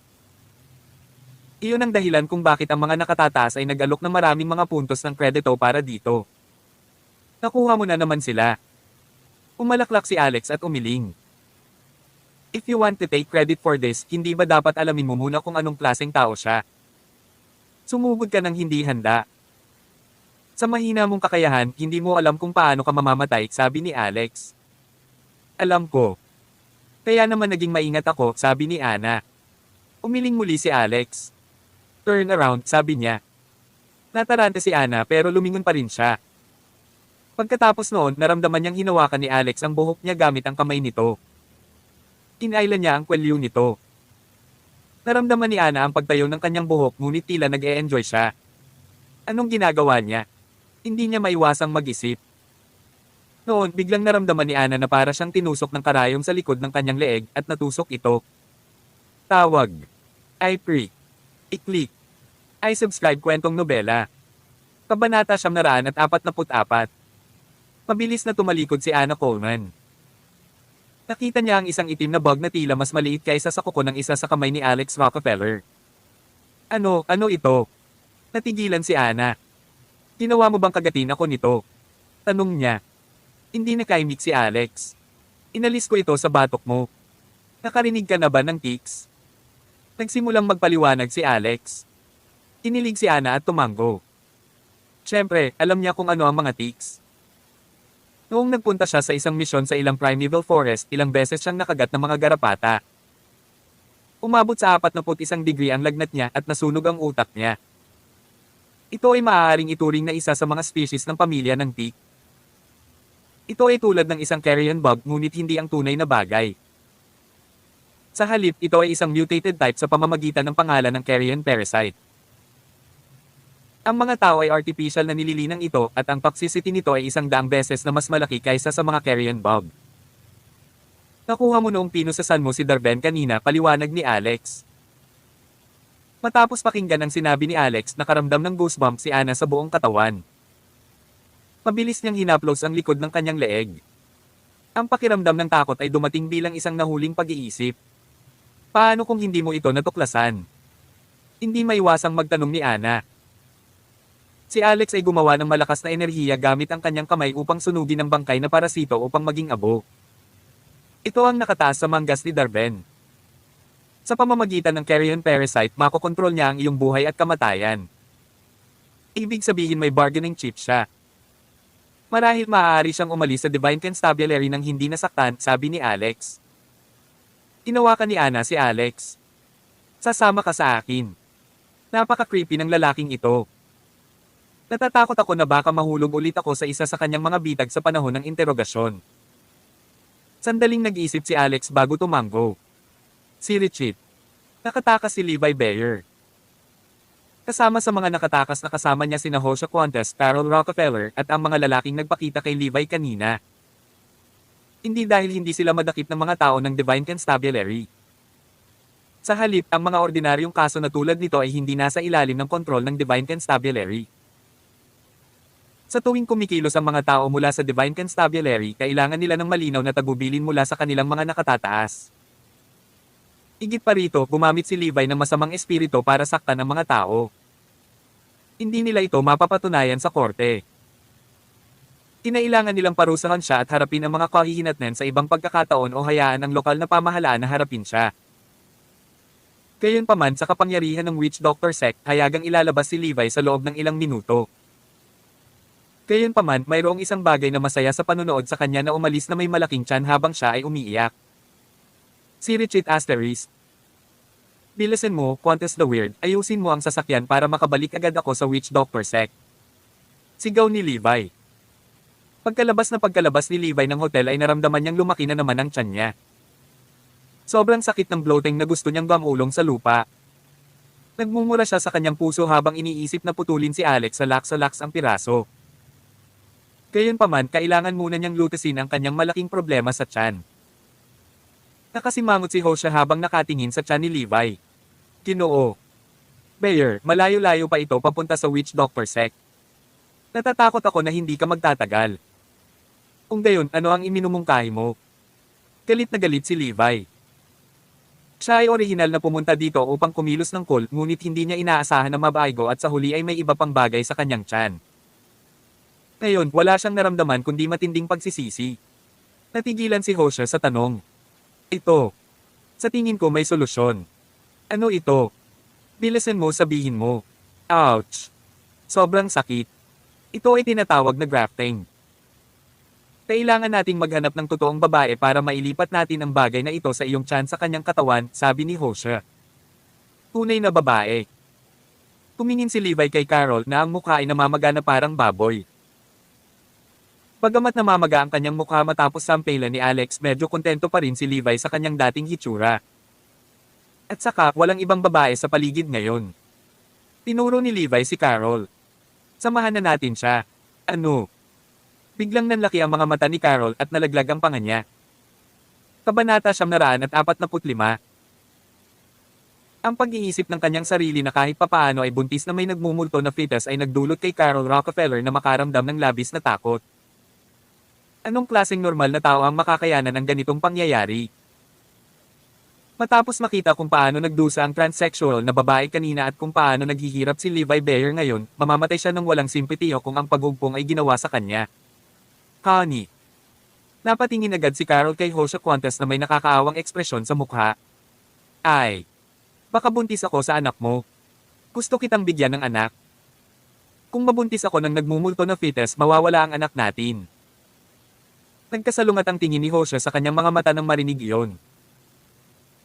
Kung talagang maipanganak ni Carol ang isang bata para sa kanya, napakasaya niya na maaaring hindi siya makatulog ng 3 araw. Bago iyon, kahit hindi buntis si Carol, gustong-gusto pa rin ni Hosha ang kanais-nais na katawan ni Carol. Bakit niya ito iaalok kay Levi? Alam niya na ang pamamaraan ng grafting ay nangangailangan ng kanilang pagtatalik. Ginoo. Bayer, asawa ko si Carol. Siguro, buntis talaga siya. Hahanap ako ng ibang babae. Agad na sabi ni Hosha. Napakatanda mo na. Paano ka pa magkakaroon ng mga anak? Kahit nabuntis siya, tiyak na hindi magiging iyo ang sanggol, naiinip na sabi ni Levi. Sinasabi lang iyon ni Levi para ilabas ang kanyang emosyon. Gayunpaman, sa kabila ng hindi ibig sabihin ng kanyang sinabi, ang taong nakarinig nito ay tiyak na naniwala sa kanya. Biglang naalala ni Hosha kung paano naging kasintahan noon ni Seamus Owen si Carol. Si Seamus ay isang kabataang lalaki na may maraming enerhiya at ang kanyang semilya ay magiging mas makapangyarihan din kaysa kay Hosha. Kung buntis si Carol, baka kay Seamus talaga ang baby. Gayunpaman, nag-aatubili pa rin si Hosha. Mahirap para sa kanya na makahanap ng taong magpapasaya sa kanya sa mga huling taon ng kanyang buhay. Ginoo. Bayer, madali lang maghanap ng babae. Tsaka hindi na virgin si Carol. Hindi niya natutugunan ang kinakailangan ng iyong katayuan bilang young master ng witch doctor sect. Hahanapin kita agad ng dalaga. Nagkataon namang may human-tong Lamborghini sa hindi kalayuan. Isang matikas na babae at tila mahiyaing babae ang lumabas dito. Nakasuot siya ng tradisyonal na pulang damit. Kahit wala siyang make-up, mukha pa rin siyang kaakit-akit. Ito ay halos bilang kung siya ay lumabas sa isang klase-iko mamahaling pagpipinta. Sa sandaling lumitaw ang babaeng ito, nakuha niya ang atensyon ng mga lalaki sa paligid niya. Wow! Napakaganda niya. Pulalas ni Levi. Siya. Dapat ay siya. Idinagdag niya. Pagkatapos magsagawa ng grafting sa kanya, gusto ko siyang ibalik sa witch doctor sect. Hindi ko lang siya pagagalinggan ng nagmumulto na fetus, kundi papakasalan ko rin siya bilang aking asawa. Quantas the weird, bilisan mo, dalhin mo siya sa akin, sabi ni Levi. Tumanggo si Hosha at agad na lumapit sa babae. Ang babae, gayunpaman, ay walang iba kundi si Waltz Floor na sumugod lamang mula sa Thousand Miles Conglomerate. Nang mabalitaan niyang kinuha na ni Alex Rockefeller ang Global Traders Hotel, medyo na-curious siya. Iyon ang dahilan kung bakit siya lumapit. Gayunpaman, hindi niya akalain na may makikita siyang kakaiba at pangit na matandang sumusugod sa kanya pagkababa niya ng sasakyan. Tumigil ka dyan. Malamig na sigaw ni Waltz. Anong ginagawa mo? Umalaklak si Hosha. Young lady, congratulations. Pinahiran ka ng isang mapagpalang kasal. With that, inabot ni Hosha para sunggaban si Waltz. May death wish ka. Diretsong itinaas ni Waltz ang kanyang paa. Boom! Tarat-tarat. Ang kanyang mahaba, magandang binti na may takong sa paligid ng talampakan ay dumapo sa dibdib ni Hosha. Hindi bale na hindi handa si Hosha. Kahit na siya, hindi niya mapipigilan ang sipa ni Waltz. Ngayon, isang hakbang na lang si Waltz para maabot ang ranggo sa Earth at maging isang tunay na eksperto sa kanyang henerasyon. 3 sa mga tadyang ni Hosha ay agad na nabali. Ang buong katawan niya ay naging kanyan bago bumangga ng malakas kay Levi. Si Levi, na may malaking tiyan, ay gamulong-gulong sa lupa habang siya ay sumisigaw ng malungkot. Tawag. I pre. I-click. I subscribe kwentong nobela. Kabanata 946. Malamig na sinulyapan sila ni Waltz Floor, ngunit hindi niya nakilala si Carol Rockefeller na ang mukha ay namamaga na parang baboy. Matapos humirit ng mahina, agad na pumasok si Waltz sa Global Traders Hotel. Si Levi Bayer, na bumangon habang ang kanyang mga kamay sa kanyang tiyan ay nasa bingit ng luha. Hindi ba ito ang California? Ang California ay hindi isang first-tier na lungsod at wala rin itong napakalakas na mga pamilya ng martial arts. Bakit parang mas delikado pa ito kaysa sa Alaska? Ang isang random na babae ay nasa kalagitnaan na ng rango sa Earth. Tumayo si Jose Cuantas sa tulong ni Carol. Pif! Pumuga siya ng isang bibig ng dugo. Sa isang iglap nawalan siya ng 50% ng enerhiya ng kanyang katawan. Di man it.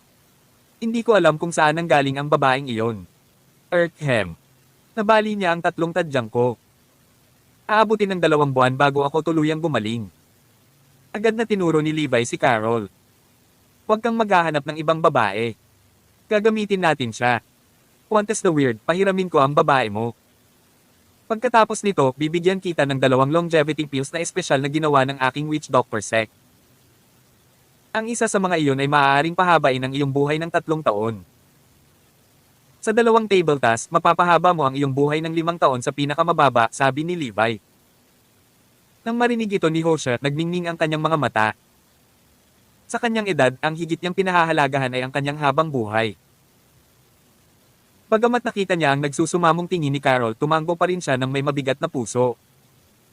Hindi nagkulang si Jose sa mga babae. Kung wala si Carol, makakahanap pa siya ng 10. Hindi lang siya makakahanap ng isang mapang-akit na gaya niya.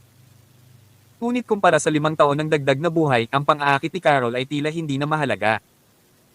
Nanginginig ang buong katawan ni Carol. Cuantas the Weird, babae mo ako. Sabi mo papakasalan mo ako. Ngayon, kinihiling mo sa amin ni Mr. Bayer na gawin ang isang bagay na ganoon. Hindi ka ba natatakot na masira ang iyong reputasyon? Wham! Sinampal ni Cuantas si Carol sa kanyang mukha. Nagbigay siya ng sobrang lakas at nauwi sa paglala ng pinsala sa tadyang. Nagdulot ito sa kanya ng pag-iyak sa sakit. Ikaw ang orihinal na regalo sa akin ni Seamus. Hindi ka talaga debotong babae. Sino ang nagmamalasakit sa reputasyon? Isang karangalan para sa iyo na gawin iyon kasama si Mr. Bayer. Ito ay isang kalagim-lagim na fetus. Paano ako makakaligtas niyan kapag nakuha ko na? Sabi ni Carol. Tinawayan ni Levi ang kamay. Bakit ba ang ingay-ingay mo? Huwag mag-alala. Ikaw ay isang babae. Hindi ka mamamatay sa buntis na may nagmumulto na fetus. Ipinapangako ko na pagagalinggan kita. Sa katunayan, bibigyan kita ng 3 maliliit na table task ng enerhiya para maging isang Mystic rank na martial artist. Masasabi mo bang oo ngayon? Ginoo. Bayer, may isa pa akong hiling, sabi ni Carol. Pangalanan mo. Pagkatapos ng pagsubok na ito, gusto kitang sundan at maging babae ka. Dati nakatira si Alex sa gamit ko. Kilalang kilala ko siya at matutulungan kitang harapin siya, sabi ni Carol. Matagal nang nasasaktan si Levi. Hanggat mayroong isang babae na makakasama niyang gumanap ng grafting, wala siyang pakialam sa kahit ano pa. Agad naman siyang tumango bilang pagsang-ayon. Si Richard Asterisk. Nang pumasok sina Levi at Carol sa isang trailer at nagsimulang mag-grafting sa loob, pinagaling na ni Alex Rockefeller ang maliit na bata na dinala ni Darben Mikhail. Sa isang general practitioner, ang bata ay mayroon ding masalimuot na karamdaman na hindi magagamot. Naapektuhan ang bata ng 5 poisons black magic. Gayunpaman sa mga kamay ni Alex, kinuha lamang niya ang oras na kailangan upang maisigawa ang 7 karayom ng exorcism upang pagalingin ang bata. Matapos ibuka ng bata ang kanyang bibig at iluwa ang isang subo ng itim na dugo na may malansang amoy, bumalik siya sa normal. Samantalang ang matanda, isa lang siyang zombie. Matapos masil ang kanyang spiritual pressure point, kailangan lang niyang sunugin. Pagkatapos ng insidenteng ito, maraming doktor mula sa Triangle River Delta ang nagsimulang magkaroon ng sapat na pananampalataya sa mga kasanayang medikal ni Alex. Pinagtagal sa ilalim ng sinasadyang pangungunan ni Wallace Yoke, lahat sila ay yumuko muli kay Alex. All puri the Immortal Doctor. Bawat isa sa atin ay pinupuri ang Immortal Doctor. Nang tingnan ni Cheryl Coney si Alex, naramdaman niyang para siyang milyon-milyong sinag ng liwanag o nagliliyab na apoy sa langit. Samantala, handa siyang maging isang munting gamo-gamo at sumisid sa apoy. Gayunpaman sa sandaling iyon, isang magandang babae ang pumasok. Maliwanag sa kanyang mga paa, naglakad siya palapit kay Alex. Siya ay walang iba kundi si Waltz Floor. Nang makita ni Waltz na hawak ni Cheryl ang kamay ni Alex, nagtaas siya ng kilay. Sino ka sa kanya? Tanong niya. Bahagyang nataranta si Cheryl, ngunit nag-ipon pa rin siya ng lakas ng loob na sumagot. Girlfriend niya ako, Cheryl Coney. Ano naman sa'yo? Masayang ngumiti si Waltz at hinawakan ang kabilang kamay ni Alex. Ako ang fiancé niya. Till then.